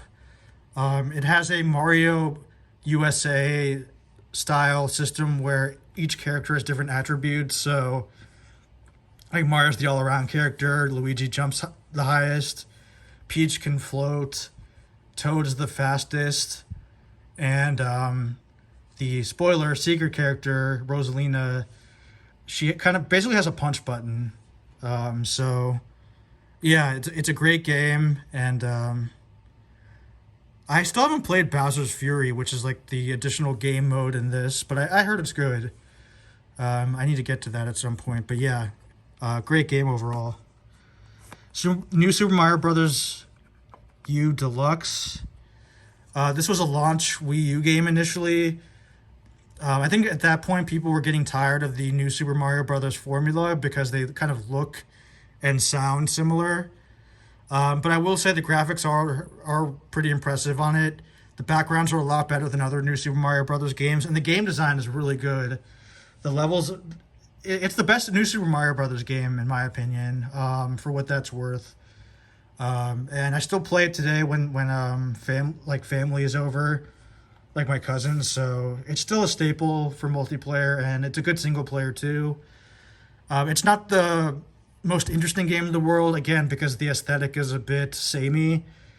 But it's been 10 years since this game came out, and I would like a new Super Mario Brother game at some point soon.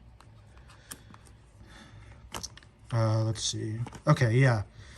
So we have the Super Mario 3D All-Stars collection, which was quote-unquote limited, despite the fact that it sold 10 million copies. So the people who complained are kind of full of shit. But anyway, beyond that point, it's a collection that contains Mario 64, Mario Sunshine, and Mario Galaxy 1. And yeah, I mean, it's a solid collection. They have been patched to work with, well, at least Mario 64 and Mario Sunshine have been patched to work with N64 and GameCube controllers, so that's really good. Not much to say since they are old games, but yeah, I mean, it's a great collection to have. As you can see, I am trying to go a bit faster with these. Super Mario Maker 2. So I love the first Super Mario Maker, which was on Wii U, because it was the one game that really made use of the gamepad, and it made the creation of Mario levels a game in and of itself. It was very Nintendo-like, the toy company from the 1800s. You know, it goes back that far. It felt very creative and toy-like, and it didn't quite make the transition to Switch in the way I would like, because you can't have two screens going on at once like you could with the Wii U. So as a result, and the touchscreen works differently too. The Switch one works more like an iPhone. So creation is a bit less fun and intuitive. And since there aren't two screens, you can't make levels with other people at the same time in the same room and kind of work together as easily. But it does add more features that aren't in the first one. It has more of the features that are in the Mario games originally, like slopes were not in the first one that you could slide down on. Those are now in this. They created a new Super Mario, or a Mario 3D World creation tool, which is interesting because you're creating 2D 3D world levels, but yeah, I miss the Wii U controls, and the Switch one just didn't feel the same to me. But it was a great game on Wii U because it taught you a lot of game design things that you might not think of. Like, one thing I learned is that odds are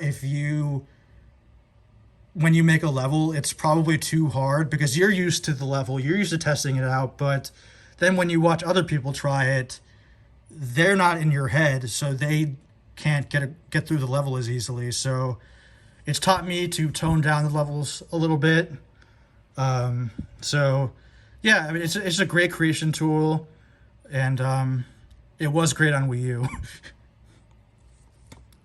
Okay, let's see. I got a lot of Mario games, by the way. Okay, this is Super Mario Party, which is the first Mario Party game on Switch. And it's interesting because it uses individual Joy-Cons as the controllers. So if you're playing with 4 people, each person needs to have one Joy-Con. Not 2, not 0, but yeah, 1. And actually, as a result, it is not really playable on the Switch Lite because the Switch Lite does not make use of Joy-Cons, really. It has 2 built-in, control options. So it's one that you probably shouldn't get if you have a Switch Lite. But it's pretty good. It makes good use of the Joy-Cons. It went back to basics in terms of, because for the last few Mario Party games before this, you were on this like vehicle with all the other players, and you would like go together kind of, because they thought that your attention span was too small to have individual people rolling the dice block. But yeah, fortunately they went back to the dice blocks, and it's pretty good overall. And there is online play that they added like 3 years afterwards. Okay, Mario Party Superstars. This is the recent Mario Party game, and this was pretty much made for the Switch Lite, just so the Switch Lite players could have a Mario Party game. But it is also for the old school Mario Party players who prefer the N64 games, because it has all the maps from the original game, or not all of them, but all the maps that are in the game are from the classic games, and all the mini games are from older Mario Party games. So it's a nice throwback to people like me who prefer the N64 games, and it is the Mario Party of choice when I'm playing with family. So good stuff. Okay, next up is probably the best game on the system overall, I would say, is Mario Kart 8 Deluxe. Also originally a Wii U game. And in this game, they really ratcheted up the production value, so it looks amazing. Like, when Mario Kart 8 came out on Wii U, it looked as good to me. It looked as good as like its competition on like PlayStation 4 and Xbox One. Like it looked that good. And it sucked before because Mario Kart was always like either the first or second most popular game on a Nintendo system, but they would kind of look bad and they kind of look cheap. And Mario Kart 8 is finally when they're like, okay, let's give it the production values it deserves and that its sales kind of suggest it should be. So, yeah, it handles really well. It uses coins, which they reintroduced in Mario Kart 7, which is a kind of a risk reward thing because in the first couple laps you might want to go for the less safe routes that have more coins, but if you have the maximum amount of coins, then you'll go the safer route that doesn't have as many coins. So it's all about learning the map, and it's just a great game overall. I think it's the best Mario Kart game ever made. Mario Kart 64 used to be the best to me, and in some ways it still has like the best courses overall, maybe, and the best battle mode, but yeah, you can't beat Mario Kart 8's racing. So this is a must-have for pretty much any Switch owner, and pretty much every Switch owner does buy this game. So yeah, I don't know why I'm recommending it really, but it's the truth. Okay, and next up we have Mario Tennis Aces.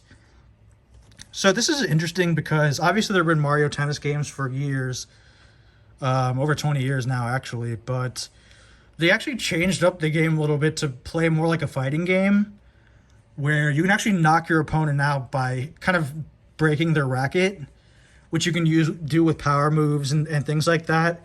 And there's this really risk reward like motion that you do with the analog stick where you dive for the ball.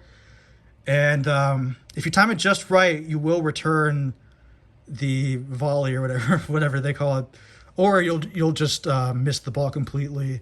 So it's more skill based than previous Mario Tennis games, and it's more exciting. I wish the RPG mode, as they call it, was better to make it more fun to play single player. I used to play online and be pretty good, but then I stopped playing for a while and then got back in, and turned out everyone got too good and they started crushing me. So, but yeah, it is a fun game. I don't know if it's $60 worth, but it's definitely a really well made game just from a tennis standpoint. Okay, sorry, it's hard to like keep track of these because all the spines look exactly the same. Okay, so that's Aces.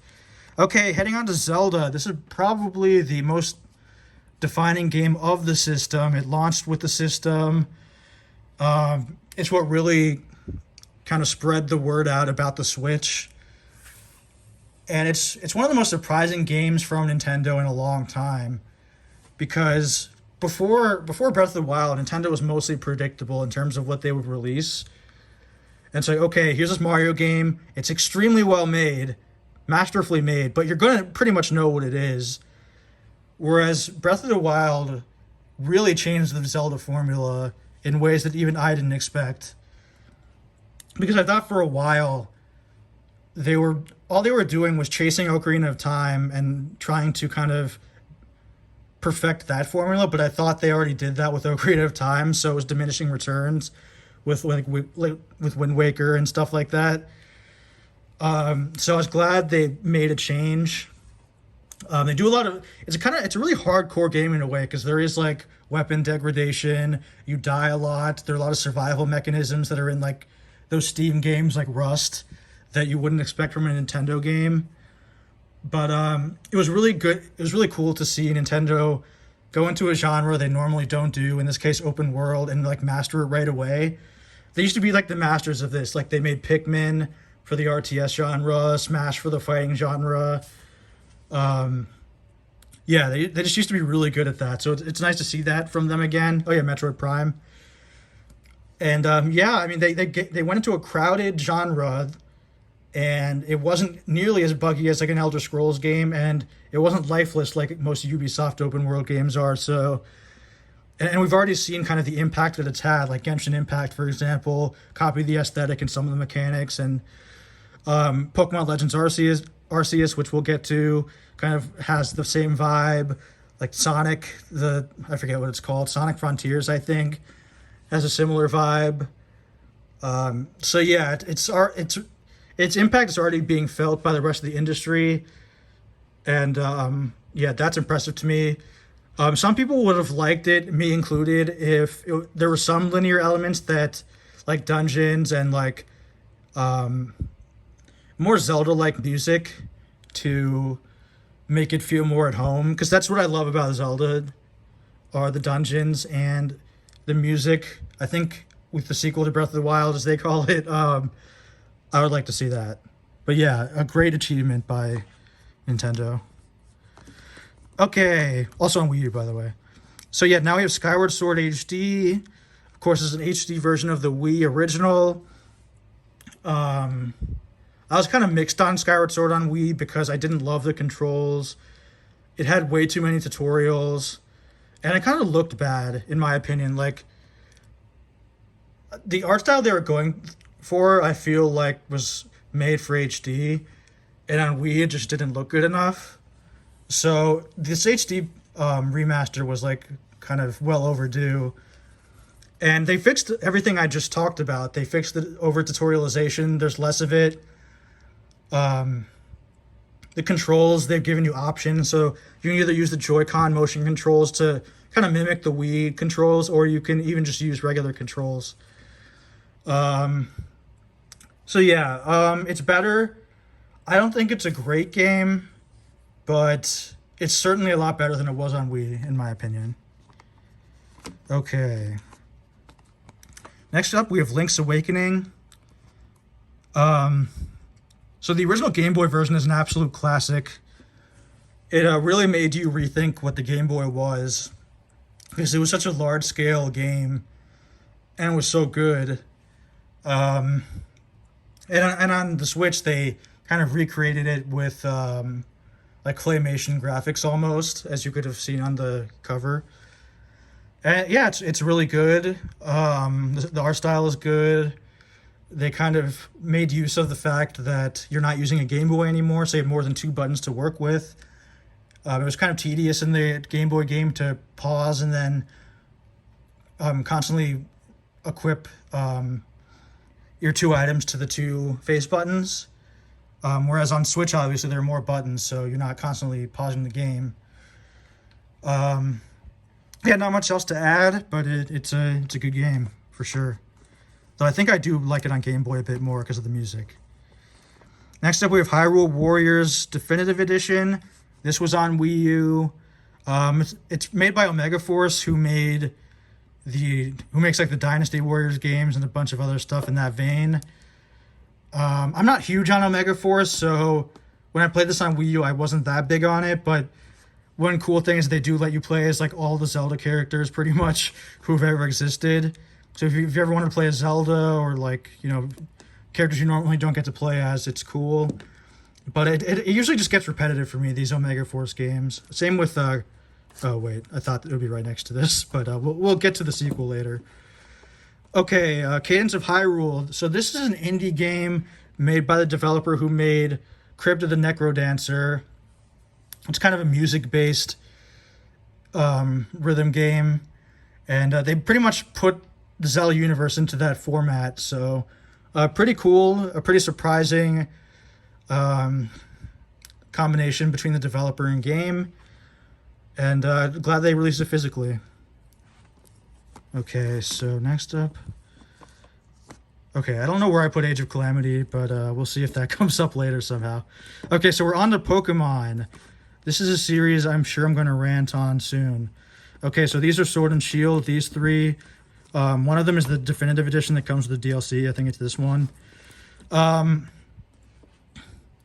So, okay, I kind of want to talk about all of these like at the same time. Let's go Eevee, Pokemon Arceus, or Legends Arceus, Pokemon Mystery Dungeon, Pokken, new Pokemon Snap. Okay, so all of these games. So, if you've ever seen my other videos, you'll know that I was/am a big Pokemon fan, especially the history of Pokemon. I'm just going to be honest. I think that the series is not headed in the right direction. I don't think the games are as good as they should be. Like, I think Pokemon should be like a 9 or a 10 out of 10 series, and these games are kind of like a 7.5 for the most part. I think they're shallow in the sense that they're too easy. Like they've never been able to reconcile with this one feature that they added in X and Y. It's called experience share, where all the Pokemon in your party gain XP whenever you knock out a Pokemon. So your whole team benefits, and that was not the case in the older games. And that really hurt the depth of the game, in my opinion, because they made it so that you can just mow through everyone in the single player story mode. Like, for example, in Diamond and Pearl, the remakes, I chose Chimchar as my starter, and at very early stages of its evolution process, like very early on, it learns 2 moves, Flame Wheel and Power Up Punch. And whenever you use Power Up Punch, your attack goes up. So if you use Power Up Punch again, it'll be stronger. Plus, it'll still keep adding attack to your Chimchar. And then Flame Wheel will be stronger as a result. So against most Pokemon, you can just use Power Up Punch once and then Flame Wheel, or just keep using Power Up Punch and then finish it with a Flame Wheel when you're strong enough or whatever. And so I just mowed through everyone in the game pretty much. And then the one time that it died, or fainted as they call it, I went to one of my other 5 Pokemon in my party who I pretty much never used, but they were just as strong as the Chimchar because of experience share, because they've just been leveling up while I've been leveling up.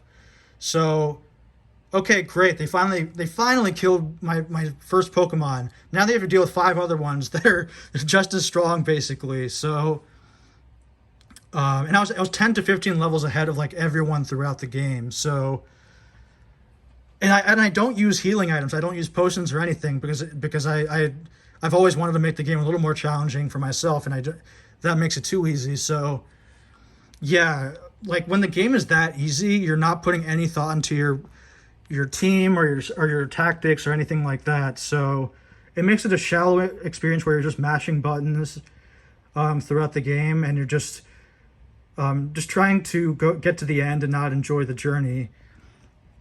And then let's talk about the graphics. The graphics look pretty bad especially Sword and Shield. They don't look like Switch games. They look really bad. If you go out into the, like, quote unquote open world as they call it, I think it's the wild area where you can see Pokemon out in the wild. They look bad.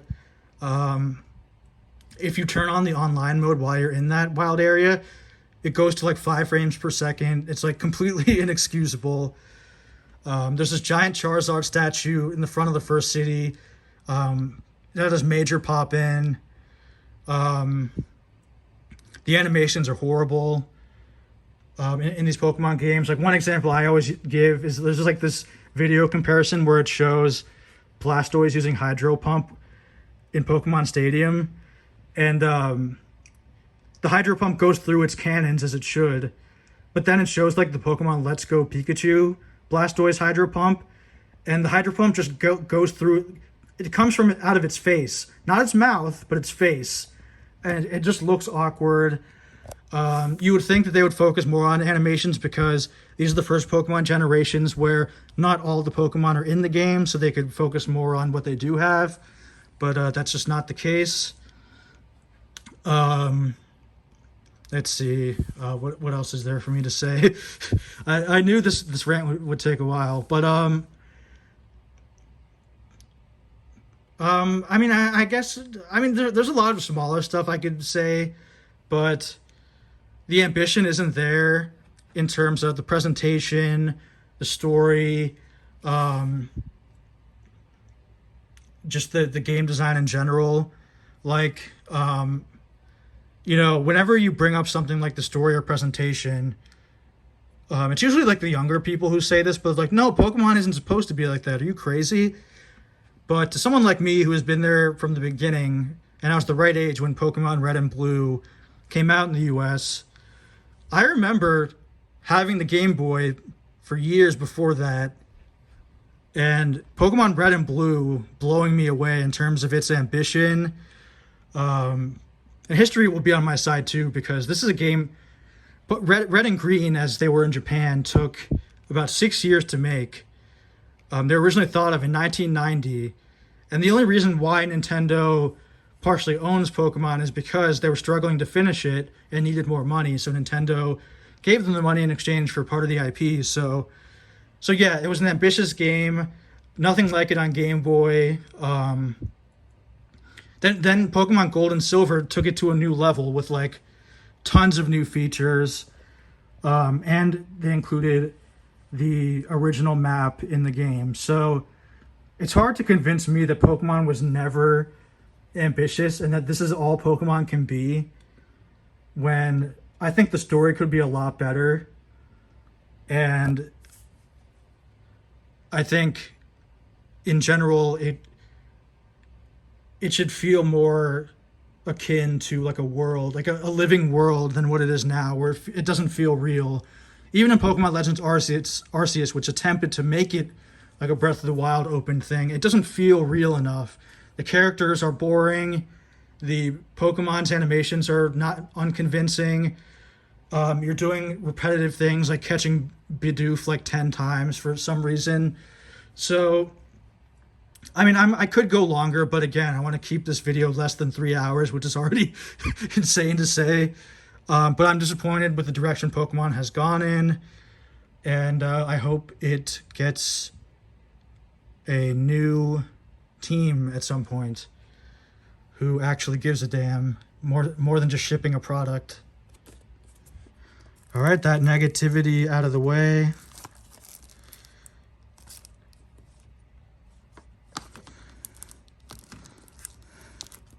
Okay, this is Catherine Full Body. Also came out on the PS4 and maybe PC. I don't know actually if it did. So I like the original Catherine. I thought it was very new at the time, this concept of like exploring infidelity. Like that wasn't in video games for the most part. Romance in general is still not a big part of video games. So it was intriguing on that level. And I thought the puzzle mechanics were good, and if not challenging. So yeah, they made a full body like expansion almost with a third Catherine. Well, she's not a Catherine actually, but yeah, just a third woman. One thing I don't like is that they continue to... There's like a transphobic part at the end that they didn't exactly take out. And it's like a problem for this team specifically, this Persona / Catherine team, where there's clearly something wrong with the director in terms of transphobia and homophobia. So that's my main issue with Persona and this game, that they need to change, hopefully with the next one. Okay, what's next? Okay, Mega Man 11. Yeah, Mega Man 11. Or no, this is Mega Man 0 collection / ZX. So yeah, it's a collection of the Mega Man 0 and ZX games on the GBA and DS. I always liked the X games more, but I did want this collection because you can remap the buttons. I never liked the GBA controls on 0. So I like that you can remap the controls to just a more modern controller with more buttons. Okay, what's next? Yeah, sorry again. The spine just looks so similar. Okay, Katamari Damacy Reroll. It's basically a remake of the original PS2 game. I'm going to be honest, as novel as it was and as enjoyable as the soundtrack was, In 2022, I'm actually just not that interested in Katamari anymore. I don't know why, but like, yeah, I kind of get bored by playing it now. Um, but yeah, for its time, it was a cool game. It felt very indie-ish, which was not common on PS2. Um, you're basically this ball that rolls around and absorbs everything in your path. And the music is very quirky. And the series ran out of steam very quickly. Like almost as soon as it became popular, it became like a joke almost because they released so many. But if you still like Katamari, it might be worth picking up. Okay, what's next? Next up is Ukulele. This is from Limited Run Games, and we'll get to Limited Run Games very soon. But it's basically the Banjo-Kazooie spiritual successor made by basically the Banjo-Kazooie people who left Rare and made Playtonic Games. It was originally a Kickstarter. I was really happy that they were bringing it back, but then a little bit afterwards, I knew in my mind like there's no way this could be as good as Banjo-Kazooie. Partially because I'm invested in the Banjo-Kazooie characters and world and IP, not this kind of like knockoff, no offense, like IP. So I would like this team to be able to make the next Banjo-Kazooie and release it on Switch and Xbox and maybe PC. But yeah, like as much as I thought I wanted a spiritual successor, I want a real successor to Banjo, which is one of my favorite series, even though I mainly just love the first game. Okay. Collection of Mana. So yeah, we talked about Secret of Mana on PS4 earlier, which it looks like a joke, but these are the ROMs of the first three Mana games. So Mana games. So there's the one on Game Boy. I forget what it's called. I think it was like Final Fantasy in the US. Then there's the Secret of Mana, which we did get on Super Nintendo, and then the game that people have been waiting for years. It used to be called like Seiken Densetsu 3 with the Japanese name, or some people will call it Secret of Mana 2. But the name that Square came up with is Trials of Mana for this third game. And it's really cool to finally have the game officially in the US, because it was one of those like games that everyone always wished they had played but was stuck in Japan. And you'll see that there were a bunch of those on Switch that they finally brought to the US, including a game that's coming out in a week or so, less than a week for me, as of this recording, but Live Alive, a Square RPG that is finally coming out in the US after 18 years. So a lot of these old games are finally making their way to the US, which is great. Okay, next we have Wonder Boy. Is this a Dragon's Trap? I think it is. Yeah.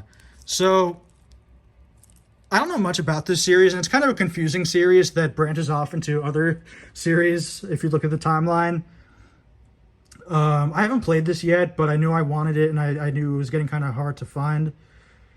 But yeah, I think it's a Master System game. It might even be the first Wonder Boy game, but yeah, I think it's like a platformer / adventure game. So I look forward to playing it, but there's not much for me to say right now. Okay, there's Umehara Kawase. This is a series that goes back to the Super Nintendo, or Super Famicom rather, because it's Japan only. And not much to say because I haven't played it yet. But it's a game where you kind of use a hookshot-like device to move around. You're not really jumping around. So it's kind of like a puzzly platformer type of game. And I have played the Super Nintendo one, and it's quite good. But yeah, I look forward to playing this on Switch eventually. Next up, we have Yu-Gi-Oh! Legacy of the Duelist.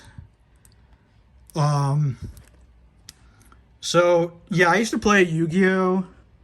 But the game got too complicated for me, and the card descriptions became like paragraphs long and such. So this is a good game for people like me because you can actually they have like reenactments of classic Yu-Gi-Oh! Anime duels.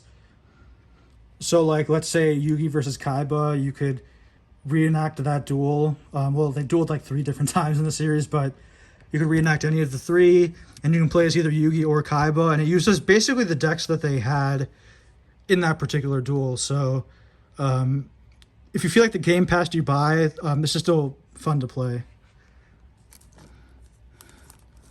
Okay, we have Giga Wrecker Alt.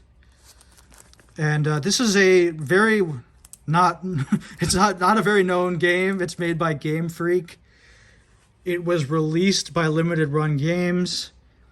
It does not look good to me, but I wanted it because I'm kind of a collector of Game Freak games. Not much else to add, but yeah, that is the unfortunate truth. Here is Celeste. This kind of this got big. Apparently it's very difficult, and it kind of speaks to like the LGBTQ community, so that's cool. I haven't played it yet, but I do okay, so I guess this is where we're going to talk about limited run games. I think this is the time. So limited run games, they kind of position themselves as like heroes of the industry. People who create physical games of digital only games that people want. And their motto is forever physical, I think. But ironically, I think limited run games proves what I don't like about physical games and why physical games are kind of problematic and don't need to exist in a lot of ways. Because I think that limited run games is creating demand where there isn't much for the most part. I mean, yeah, Celeste people want physically, but first of all, I think that could be made by... That was a game that was popular enough to be made by another publisher that doesn't limit their games and they don't take as long to produce games. So when you create demand where there isn't any and you take advantage of like psychological FOMO that people have, you're creating products that you don't have to make. So you're being wasteful by just making garbage, basically. And since they make collector's editions of pretty much every game they release, you're making even more garbage with like a bunch of like useless plastic, big boxes, and stuff like that. So that's not what physical is good for, in my opinion. And a few days ago, if you had looked at the Limited Run Games website, they just had a bunch of garbage on it that no ordinary person would ever want. Like they have like Glover, the N64 game, and a special edition of Glover. This was a game that like no one cared about on like back in the day. I was there because I owned Glover back in the day. I got it for $10 like a year after it came out. And no one loves this game. It's not as bad as people think, but it's not good. Then they had Bill and Ted's Excellent Adventure, the NES game, and I think maybe the Game Boy version too, on PS5. So what you're telling me is that you're putting this like 200 kilobyte ROM that everyone thinks is a shit game. There was an AVGN episode about it even, and you're putting it on like this 75 gigabyte UHD disc. Like why are you doing that? And of course, there's a special edition for that too. And yeah, there's just a bunch of stuff like that where it's just a bunch of garbage that they're kind of forcing the market by saying like, oh, if you don't get it now, you're never going to get it. And like anyone who's like critiquing my argument could just say, yeah, well, if you don't want it, don't buy it. But that's not a valid excuse when it comes to like preying on like people's psychological like tendencies. Like at the end of the day, what you're doing is like abusing human psychology. You're just making terrible things, products that shouldn't exist, seem collectible all of a sudden. And even for the stuff that they do make that you might want, that are good, objectively not Bill and Ted's Excellent Adventure, if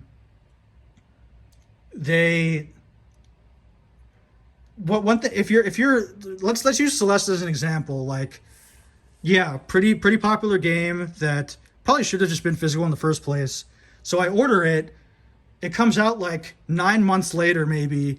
And in the meantime, Epic Games Store gives it to me for free. I paid $48 for the Celeste game because they charged shipping and tax, to me at least. Or I could have gotten it for free on Epic Game Store, which I did, or get it for $5 in the eShop, $5 on PSN, because the game's been on sale like constantly since then. So for these very cheap digital games, you're actually paying close to $50 for each physical game. So the value isn't exactly there in that aspect. And because they're collectible, as you'll see with my games, they're not even opened, because when something's collectible, it's like you're kind of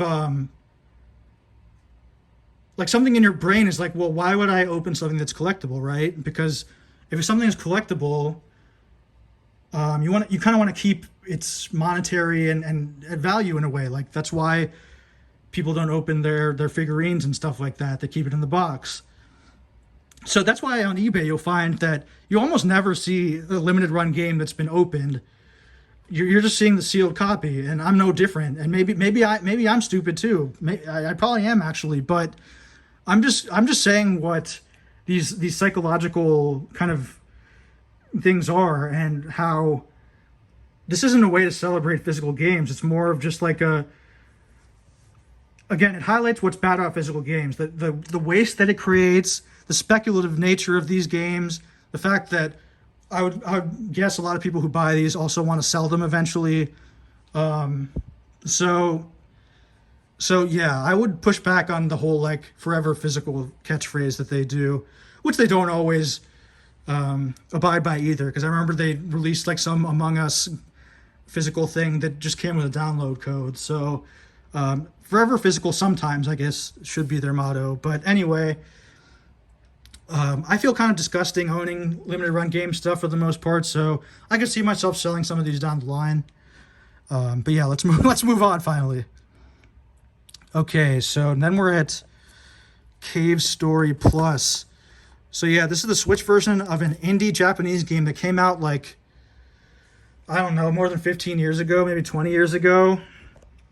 I think his name is Pixel. But yeah, I had reservations getting this because it was put out by a company named Nicholas, who deals with a lot of releases like this, these like neat smaller games. And it turns out that they scam people. We'll get to that later in the video, but yeah, they've done some very immoral things that I wish they did not publish this game. I did buy it used, so at least I didn't get any money, but still, feels weird owning it. Okay, another LRG game. This is the Neo Geo Pocket Collection Part 1, or Volume 1. Actually, let's see what games it comes with. Okay, so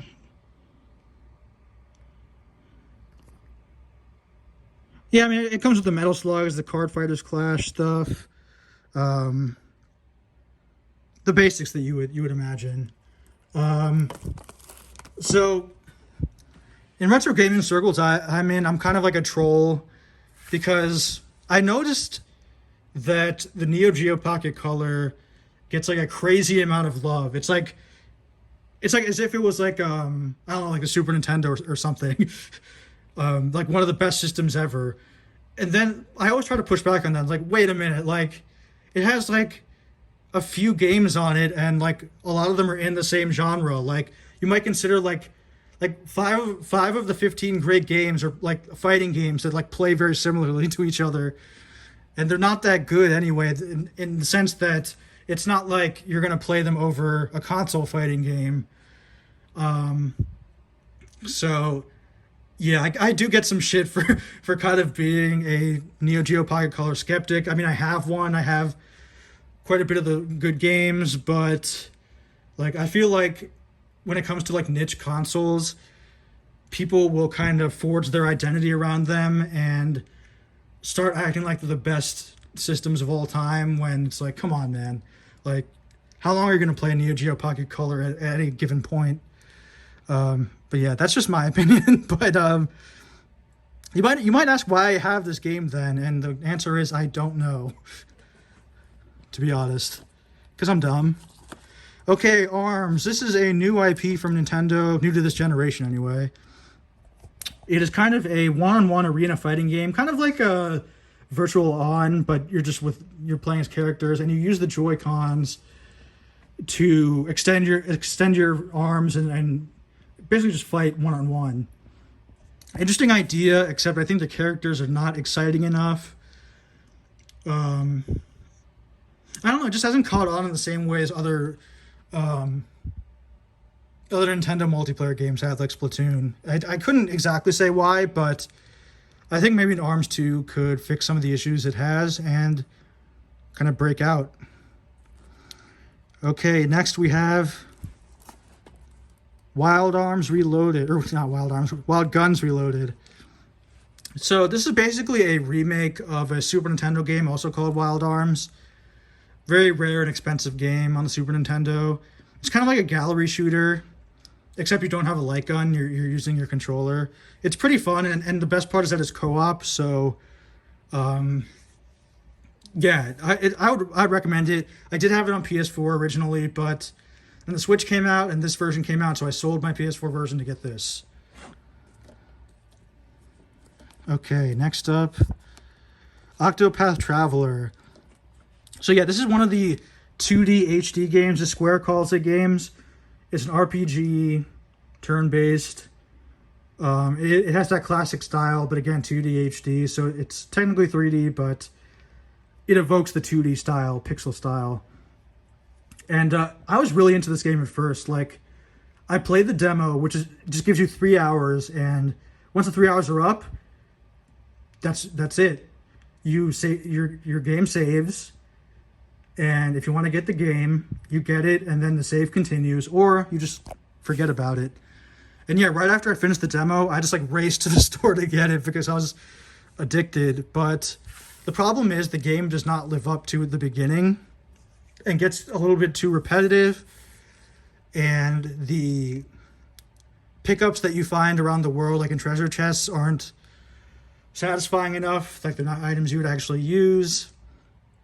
And because it's called Octopath Traveler because there are 8 different people, and you kind of take control of all 8 of their stories, but their stories never intertwine really. So it feels you're just playing 8 very separate stories, and you don't feel any kind of like teammate, like camaraderie with the party members. So it feels a little stilted, and I wish it could have been better in that respect. It could have been a really great game, but yeah, like I said, the repetitiveness kind of holds it back. Okay, Blaze Blue Cross Tag Battle. Randomly, this is one of my favorite fighting games in a long time. I really got into this game on PC and to a lesser degree Switch. It is a crossover of 4 series. Well, actually more now, but the initial concept was it's a crossover between Blaze Blue, Persona,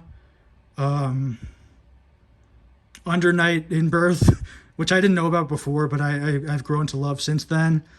And then oddly, Ruby, like the web show, like RWBY. And that's the first I heard of them too, and now I'm a fan of the characters, so I guess their crossover plan worked. But yeah, it's just a really great 2-on-2 fighter, kind of like a Marvel vs. Capcom. Great mechanics. Pretty easy to learn in my opinion. Yeah, not much else to add other than I love the game.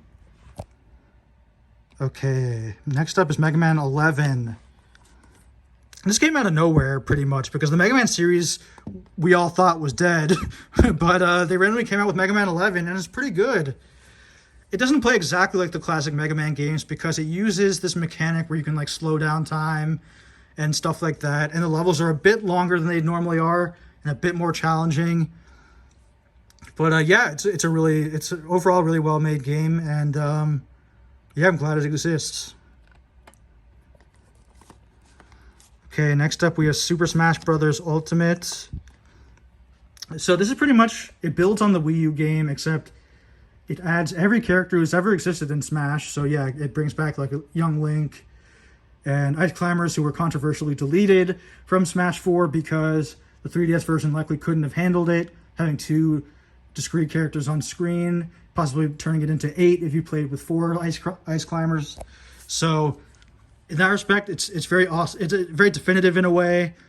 It brings back a lot of maps that were gone, like Saffron City from the first Smash Brothers. I love that they brought that back. Yeah, there's not much bad I can say about it. It's really well made. You know, I wish the online was better. That's true of all online Smash Brothers games. Like, I wish the Switch had a better way to invite people to your game, and they kind of have that, but it's hit or miss. But yeah, not much more to add other than it's just a really great version of Smash. Or wait, where am I now? Okay, next up we have Bayonetta 2. Also a Wii U game. And it's one of the most fun games of all time, in my opinion, Bayonetta 2. I still remember the day I got it. I got it on launch day. It was actually a week before I had like a life-changing surgery, so I spent that last week like really getting into Bayonetta 2 and like listening to the music. It was actually pretty awesome. But yeah, I mean, if you haven't played Bayonetta before, it's kind of like one of those hack and slash games like a Devil May Cry. It's not, I mean, I guess you could say God of War as well, but it's not as button mashy as God of War. It has an awesome like risk reward system called Witch Time, where if you dodge an attack at the exact right time, it'll slow down time for everyone except you. So you just get to like pulverize enemies in slow motion. And that's a risk reward because like you're intentionally seeking contact and going near enemies so they can attempt to hit you and you dodge it. So if you don't get the witch time, you get hit, and sometimes you get hit really hard. But the reward is if you do get that witch time dodge, you get to wail on the enemy. So it's a really nice mechanic that is pretty much exclusive to Bayonetta series as far as I know. This release did come with a digital version of Bayonetta 1, just like the Wii U Bayonetta 2 did. It was unfortunate that it was digital only for Bayonetta 1, but weirdly enough, a week or two ago, they did fix that by announcing Bayonetta 1 physical, that's going to come out the same day as Bayonetta 3, I think, which they just re-announced.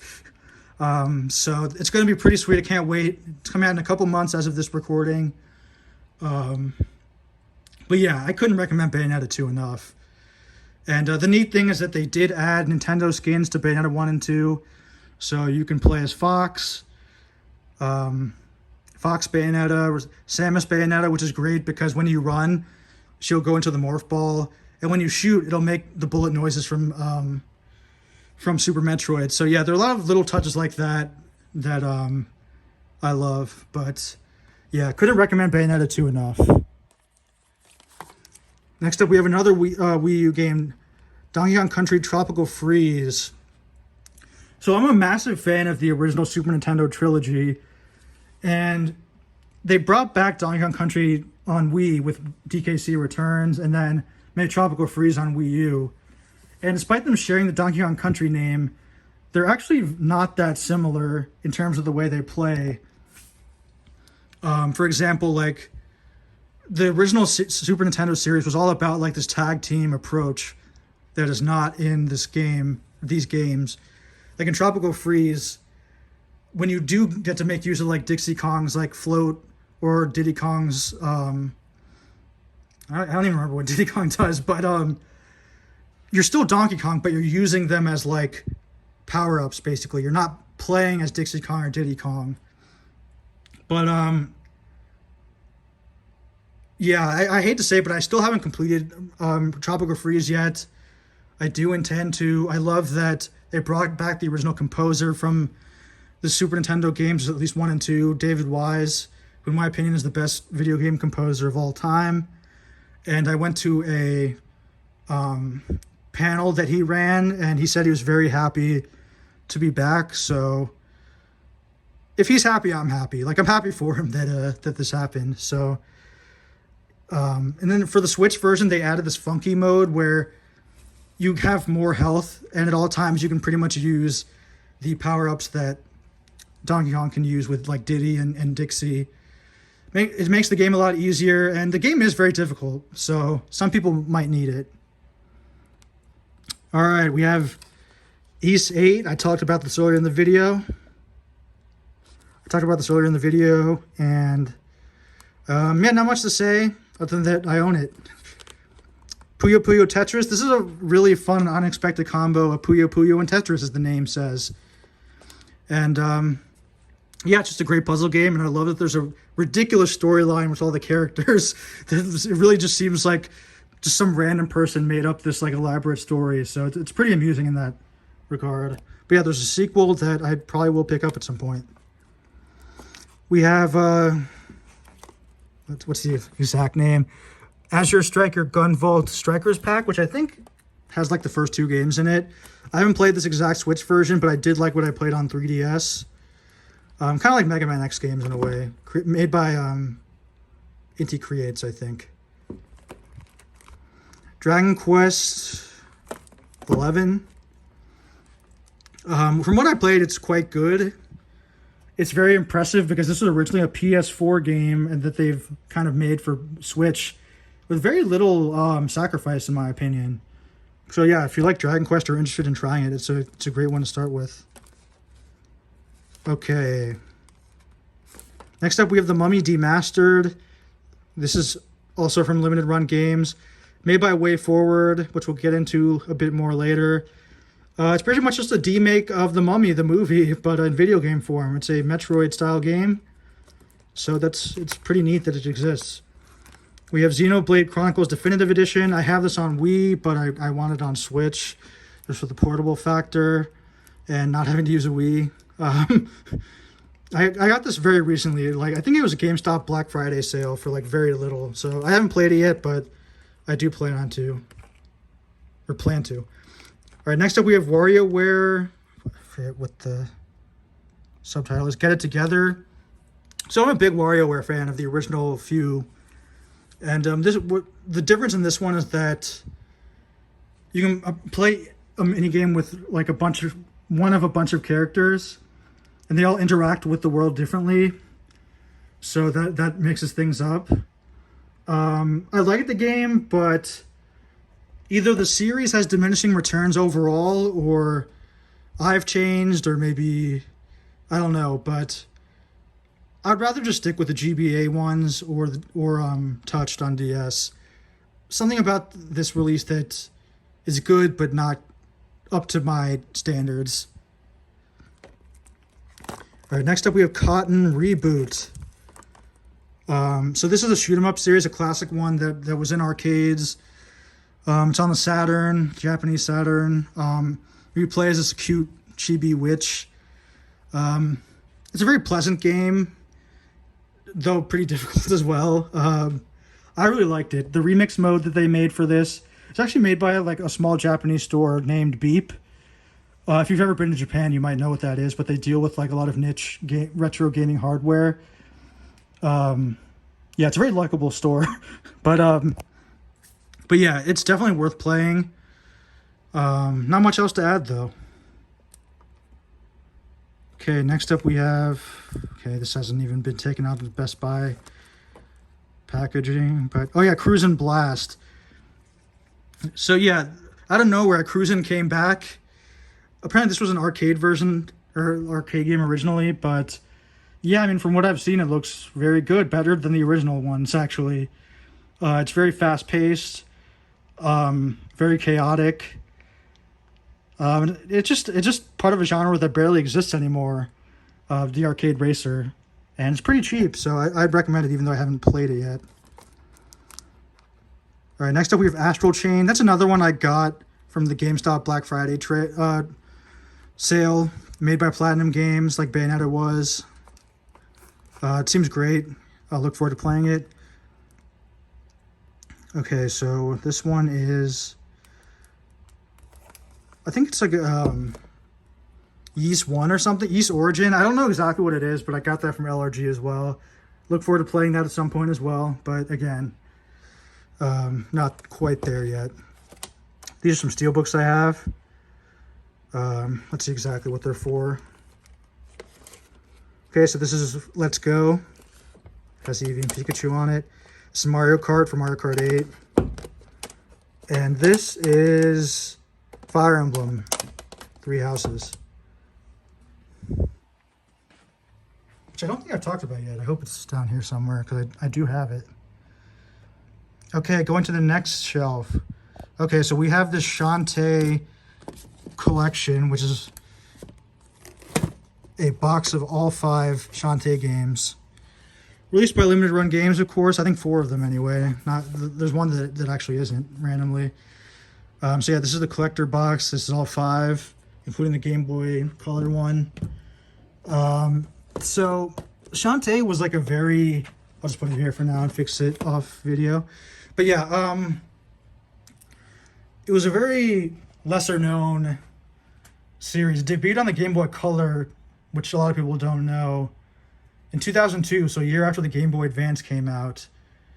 And it definitely has like a classic video game vibe, like NES, like Castlevania-ish. Not exactly, but it has that like 2D side-scroller vibe. It feels kind of like a lost NES game in a way. Maybe a bit more involved and more dialogue than an NES game would have, but it was a really cool game for its time. And it kind of was like a cult hit for a while. And then they made Shantae Risky's Revenge on DSi. And then after that, they were just able to make like 3 other ones pretty quickly. So it's popular enough to demand like more releases. But yeah, this is another one I might sell just because it does have that Limited Run Games taint on it. And one of the games is pretty expensive. I think Shantae and the Pirate's Curse is like a $400 game, so that might be one I try to get rid of. Okay, next up we have Pokemon Diamond and Pearl Double Pack. I kind of went over Pokemon there. Pokemon Let's Go that came with the Pokeball controller, which is actually pretty cool. Okay, then now we have Kirby and the Forgotten Land.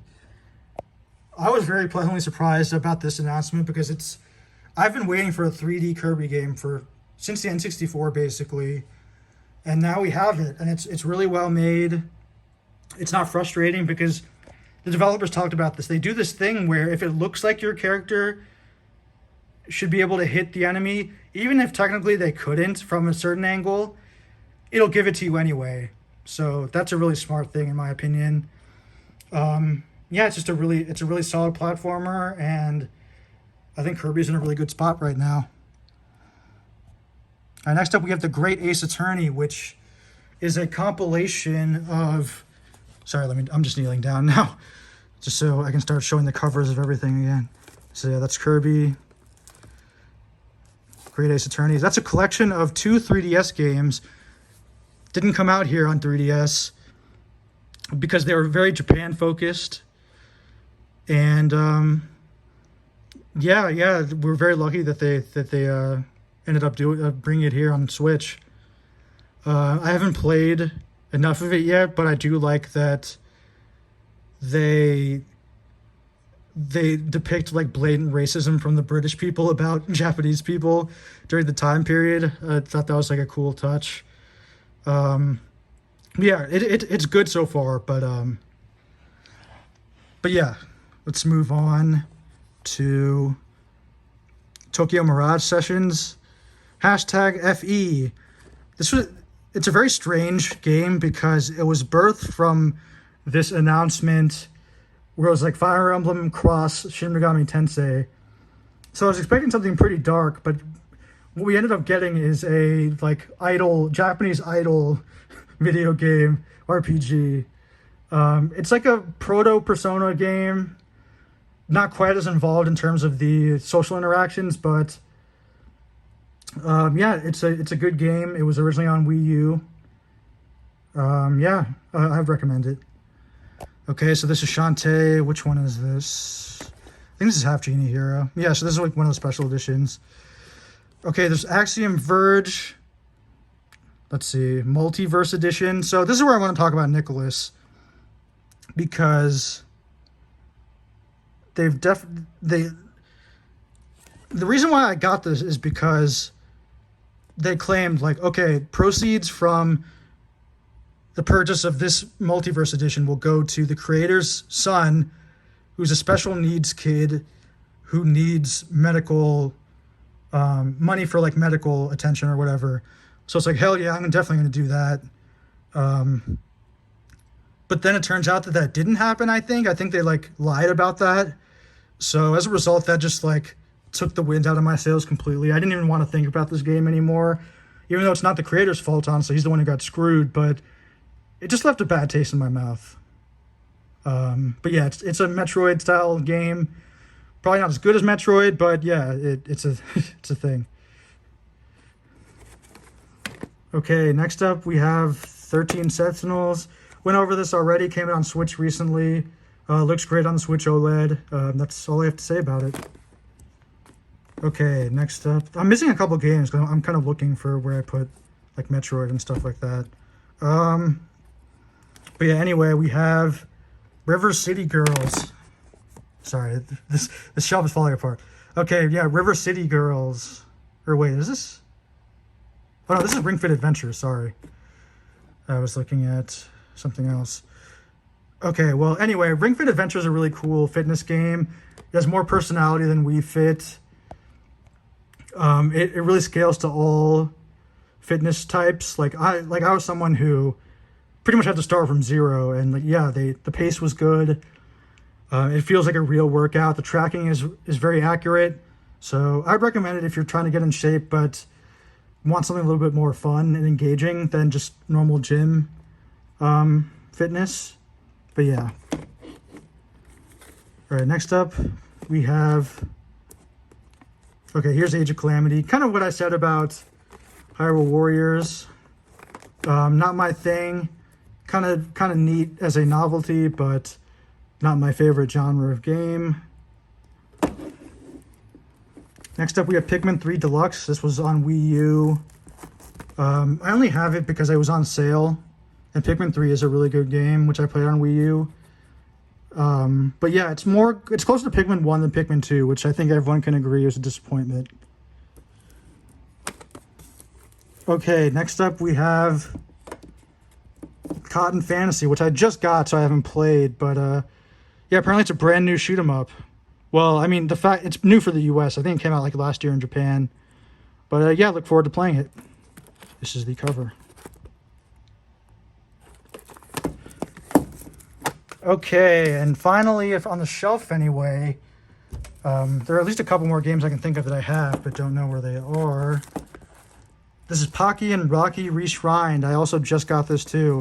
But yeah, Pocky and Rocky was a Super Nintendo game, and I think maybe arcade as well. And it does have the lovable Japanese title Kiki Kai Kai, which I always loved. But yeah, it's basically a shooter, except you're not a ship or anything. You're in the middle of the screen with Pocky and or Rocky, because it's a 2-player game, and you're just shooting on all 4 sides as the area scrolls. It's a really fun game, and I look forward to playing it. And yeah, there are 2 other games I can think of that I have but aren't on the shelf right now. Fire Emblem 3 Hopes. Really good from what I played so far. It has a lot of depth. The characters are interesting so far. Yeah, I mean, I think I'd like it more than the DS or 3DS games, so I definitely recommend that. I don't know where it is right now, but I'll look for it. Metroid, I do know where it is, but I don't feel like getting it right now. I was kind of worried about it because it's made by Mercury Steam, who made Metroid 2 on 3DS, which was kind of a mixed bag. But more importantly, they also made like a Castlevania 3DS game that was really bad. So I wasn't sure if they were capable of making a good game. But it turns out that Metroid Dread is really good. It's challenging in a good way. There's this Emmy system where you're constantly being tracked by a monster to give it that alien vibe a little bit more, as if it already wasn't like an alien like clone in a way. But yeah, just a really well-made game. The genre has had so many games since the last Metroid came out, before the 2 remake from indie developers. So I was kind of curious, like, where does Metroid kind of exist in this world now? But I feel like the Queen like regained the throne with Metroid Dread. It's definitely better than most of the indie Metroidvania games. So I was very pleased about that. One thing I didn't quite love about it was that it has a lot of load times. So I think it really made me want like the PS5's like extremely fast storage, because Nintendo fans aren't used to having a lot of load times in their games. Like even on like the GameCube and Wii and Wii U, like the load times are pretty minimal for the most part. So it sucks that a lot of Switch games have a lot of load times, which hopefully the next Nintendo system will be better at in terms of faster storage. All right, we're finally near the end. Going to go into some TV shows, which pretty much just amounts to The Simpsons, Futurama, and Sailor Moon below this. So yeah, let's get started. So yeah, season 1. This was insane when this initially came out for me, because at that point I was already watching The Simpsons 2 or 3 times every weekday, just in syndication. But the idea of owning the episodes was really, that was crazy to me. So I really wanted this. It took a while to convince my dad, but yeah, finally got it and watched it over and over again. Even though the first season is not a season that most fans love, I kind of like it just because it has a lot of like old school sitcom sentimentality. It's slower, and it has its own charm. Some episodes are definitely stronger than others, but yeah. So yeah, these are all the seasons that they released on DVD and in some cases Blu-ray. The final one they've ever released is season 19 that you can see here, which is a shame that they haven't continued past that, because DVD sales aren't enough to justify making them anymore. And the reason why I think they're important relative to streaming the episodes on Disney Plus, which is good enough most of the time, 2 things. One is, the most important to me, is the special features and mainly the DVD commentaries. So this was an ambitious set DVD set series from the beginning, which I mean, from the very start, from the first season, they committed, and by that I mean the staff and writers and things like that, they committed to doing a DVD commentary for every single episode, which was not common at the time. The DVD commentaries for shows would handpick a few per season and do. They did one for every episode for the series, and that was very important to me growing up.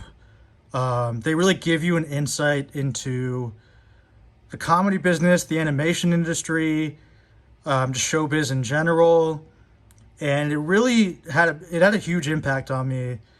I would daydream in school about being like a Simpsons writer, and even though I haven't shown much comedy in this video, that it really influenced my comedic tastes. So even in the later seasons that I don't love, the commentaries still make them worth having. And yeah, they had a bunch of special features too. Like they would have outtakes. They would have like commercials for like Butterfingers, and that the Simpsons would do, obviously. They would have little like on the packaging itself for the first several seasons, you could see a letter from Matt Groening written on the box set itself, where he would introduce the season, and it gave me a sense that he's more than just a guy who makes stuff. He was very passionate about The Simpsons as being more than just a show. It would be something that you're more invested in the world of The Simpsons, and there's a connection between the creator and the audience that I loved. And if I ever make something, I would love to kind of do something similar and really go the extra mile. But yeah, just going over the seasons really quickly. 1 and 2, again, kind of slower. they were pretty much like wacky sitcoms. Still had the sentimentality of sitcoms, but were wacky in their own way. I still love them.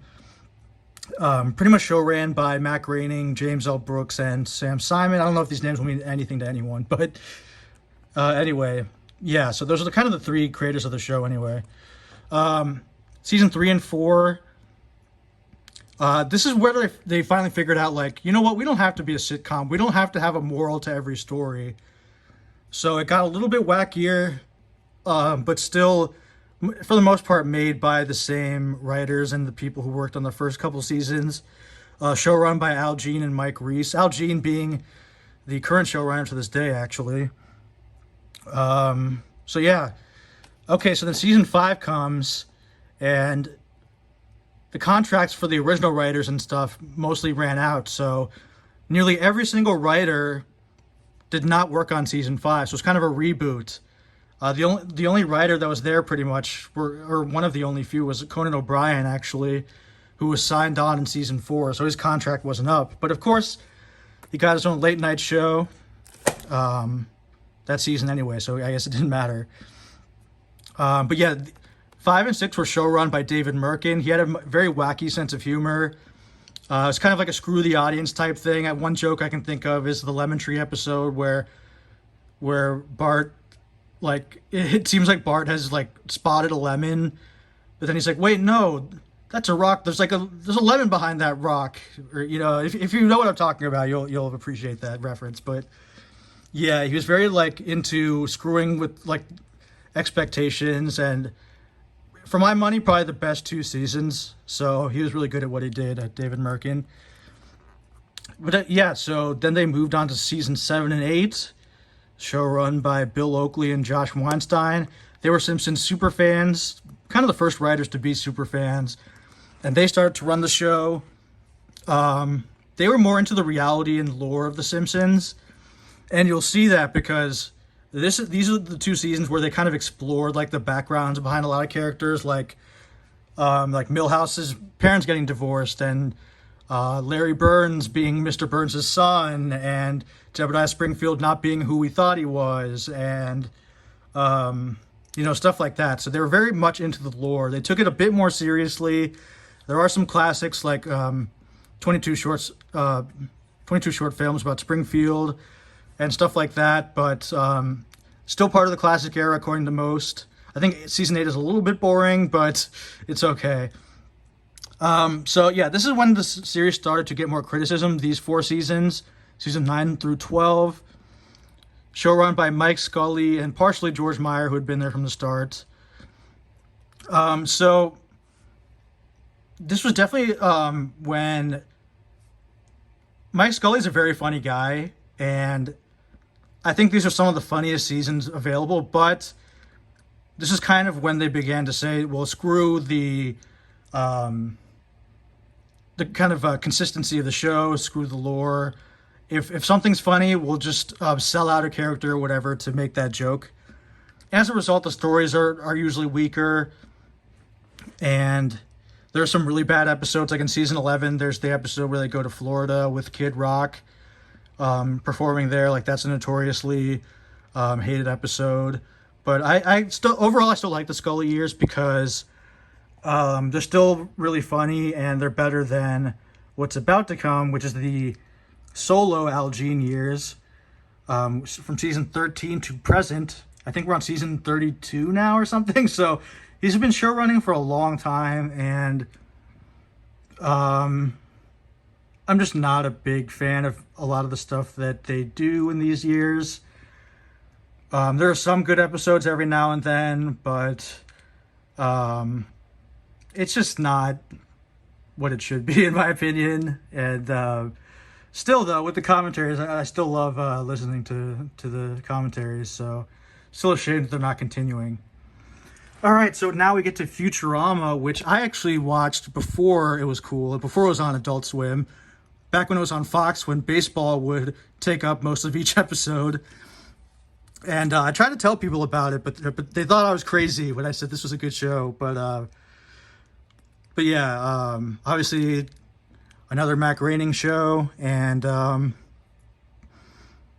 Yeah, this was the original 4-volume run, which I think amounts to like 5 seasons, often cut short. Before it was revived by Comedy Central. And I forget, and it's coming back again, but I forget exactly who is reviving them. Maybe even Adult Swim, actually. But this was a great show in its day. It has a lot of like amazing wordplay, related humor. So if you like wordplay, you'll love this show. It had a lot of heart and a lot of continuity that they would plant in earlier episodes. Like they show Leela's parents actually like a season or two before they actually are revealed to be her parents. Like they're in the background even, and on the commentaries, they're like, "You should take note of this because there's something here that might come up later." So they definitely planted a lot of stuff early on, which was cool. I do have the other seasons. I have the 4 movies, 3 of them which I don't really like. I only like the first one, and I do have the Comedy Central seasons, but I need to kind of gather them all. But yeah, that's pretty much all I have to say. And like with The Simpsons, they have commentaries on every episode, mostly very good, except sometimes there will be some commentaries with a bunch of the voice actors, and they try to make each other laugh constantly. So they kind of get in the way if you're interested in seeing exactly how these episodes are made and stuff like that. But yeah, overall, very much worth owning. All right, and finally, the final shelf is hard for these to stand up, but hopefully it will now. Yeah, so Sailor Moon. I had watched them as a kid when they aired in the 90s, and I was very intrigued by it because it was like Power Rangers, which was the last thing I was really into, but it was better because it had more continuity. It was more fun to watch. There was like more comedy, and the music was really striking for the time, even the dub music. So yeah, I was a fan of it. Didn't think about it much for a few years, but then when I was in my early teens, I wanted to watch it again because Sailor Moon had disappeared from the American zeitgeist completely because, for the most part, no one in America had the rights to the series. So as a result, it just wasn't airing anywhere, and hard to find home video of it. And not all of it even came out in English. So I figured, okay, I'll just there used to be this like this server, or I mean it still exists in a way, but there used to be this program called IRC, and you could like download a lot of stuff from there using like their bots. So I downloaded Sailor Moon. I was blown away by the by what I saw because, first of all, it was just cool to see it in its original Japanese form, because there was that disconnect of seeing all this Japanese stuff in the original, but then seeing English voice acting. So just the fact that it was in Japanese was awesome, and the voice acting was a lot better in the Japanese version. 2, there's a bunch of cut stuff that was not in the dub.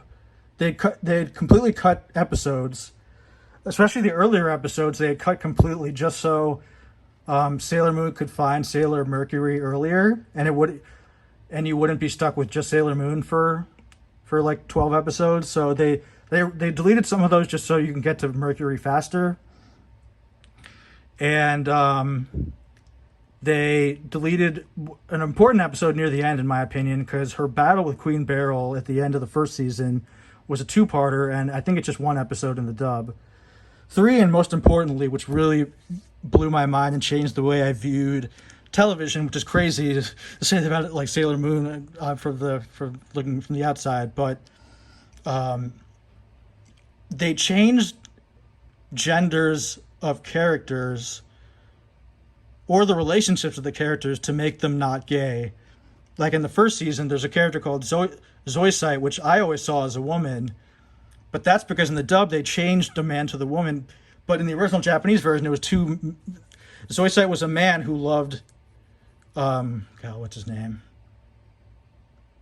I forget his name right now, but it was basically like 2 men who loved each other. Whereas in the dub, it was just like a man and a woman, which I thought was really lame. I was really upset when I found out about that change. And it was mind-blowing because, you know, back then when I was watching the Japanese version, depictions of gay relationships in the US on television was like a joke. Like, you would just make comedy based on that, or it'd be like Seinfeld, where they'd make a joke. They would say something gay or something about someone being gay and say, not that there's anything wrong with that, like kind of implicitly saying that it's like a joke to be gay, kind of. So it was really awesome to see two gay people on it, ostensibly a children's cartoon that just, they didn't make a big deal about, like, other characters didn't make big deal out of it, and it was just like romantic. So I thought that was awesome. Also in Sailor Moon S, which is the third season, Sailor Uranus and Neptune, I think.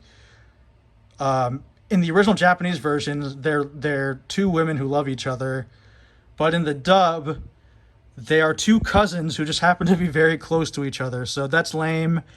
And again, that was another great thing to see in the Japanese version. But yeah,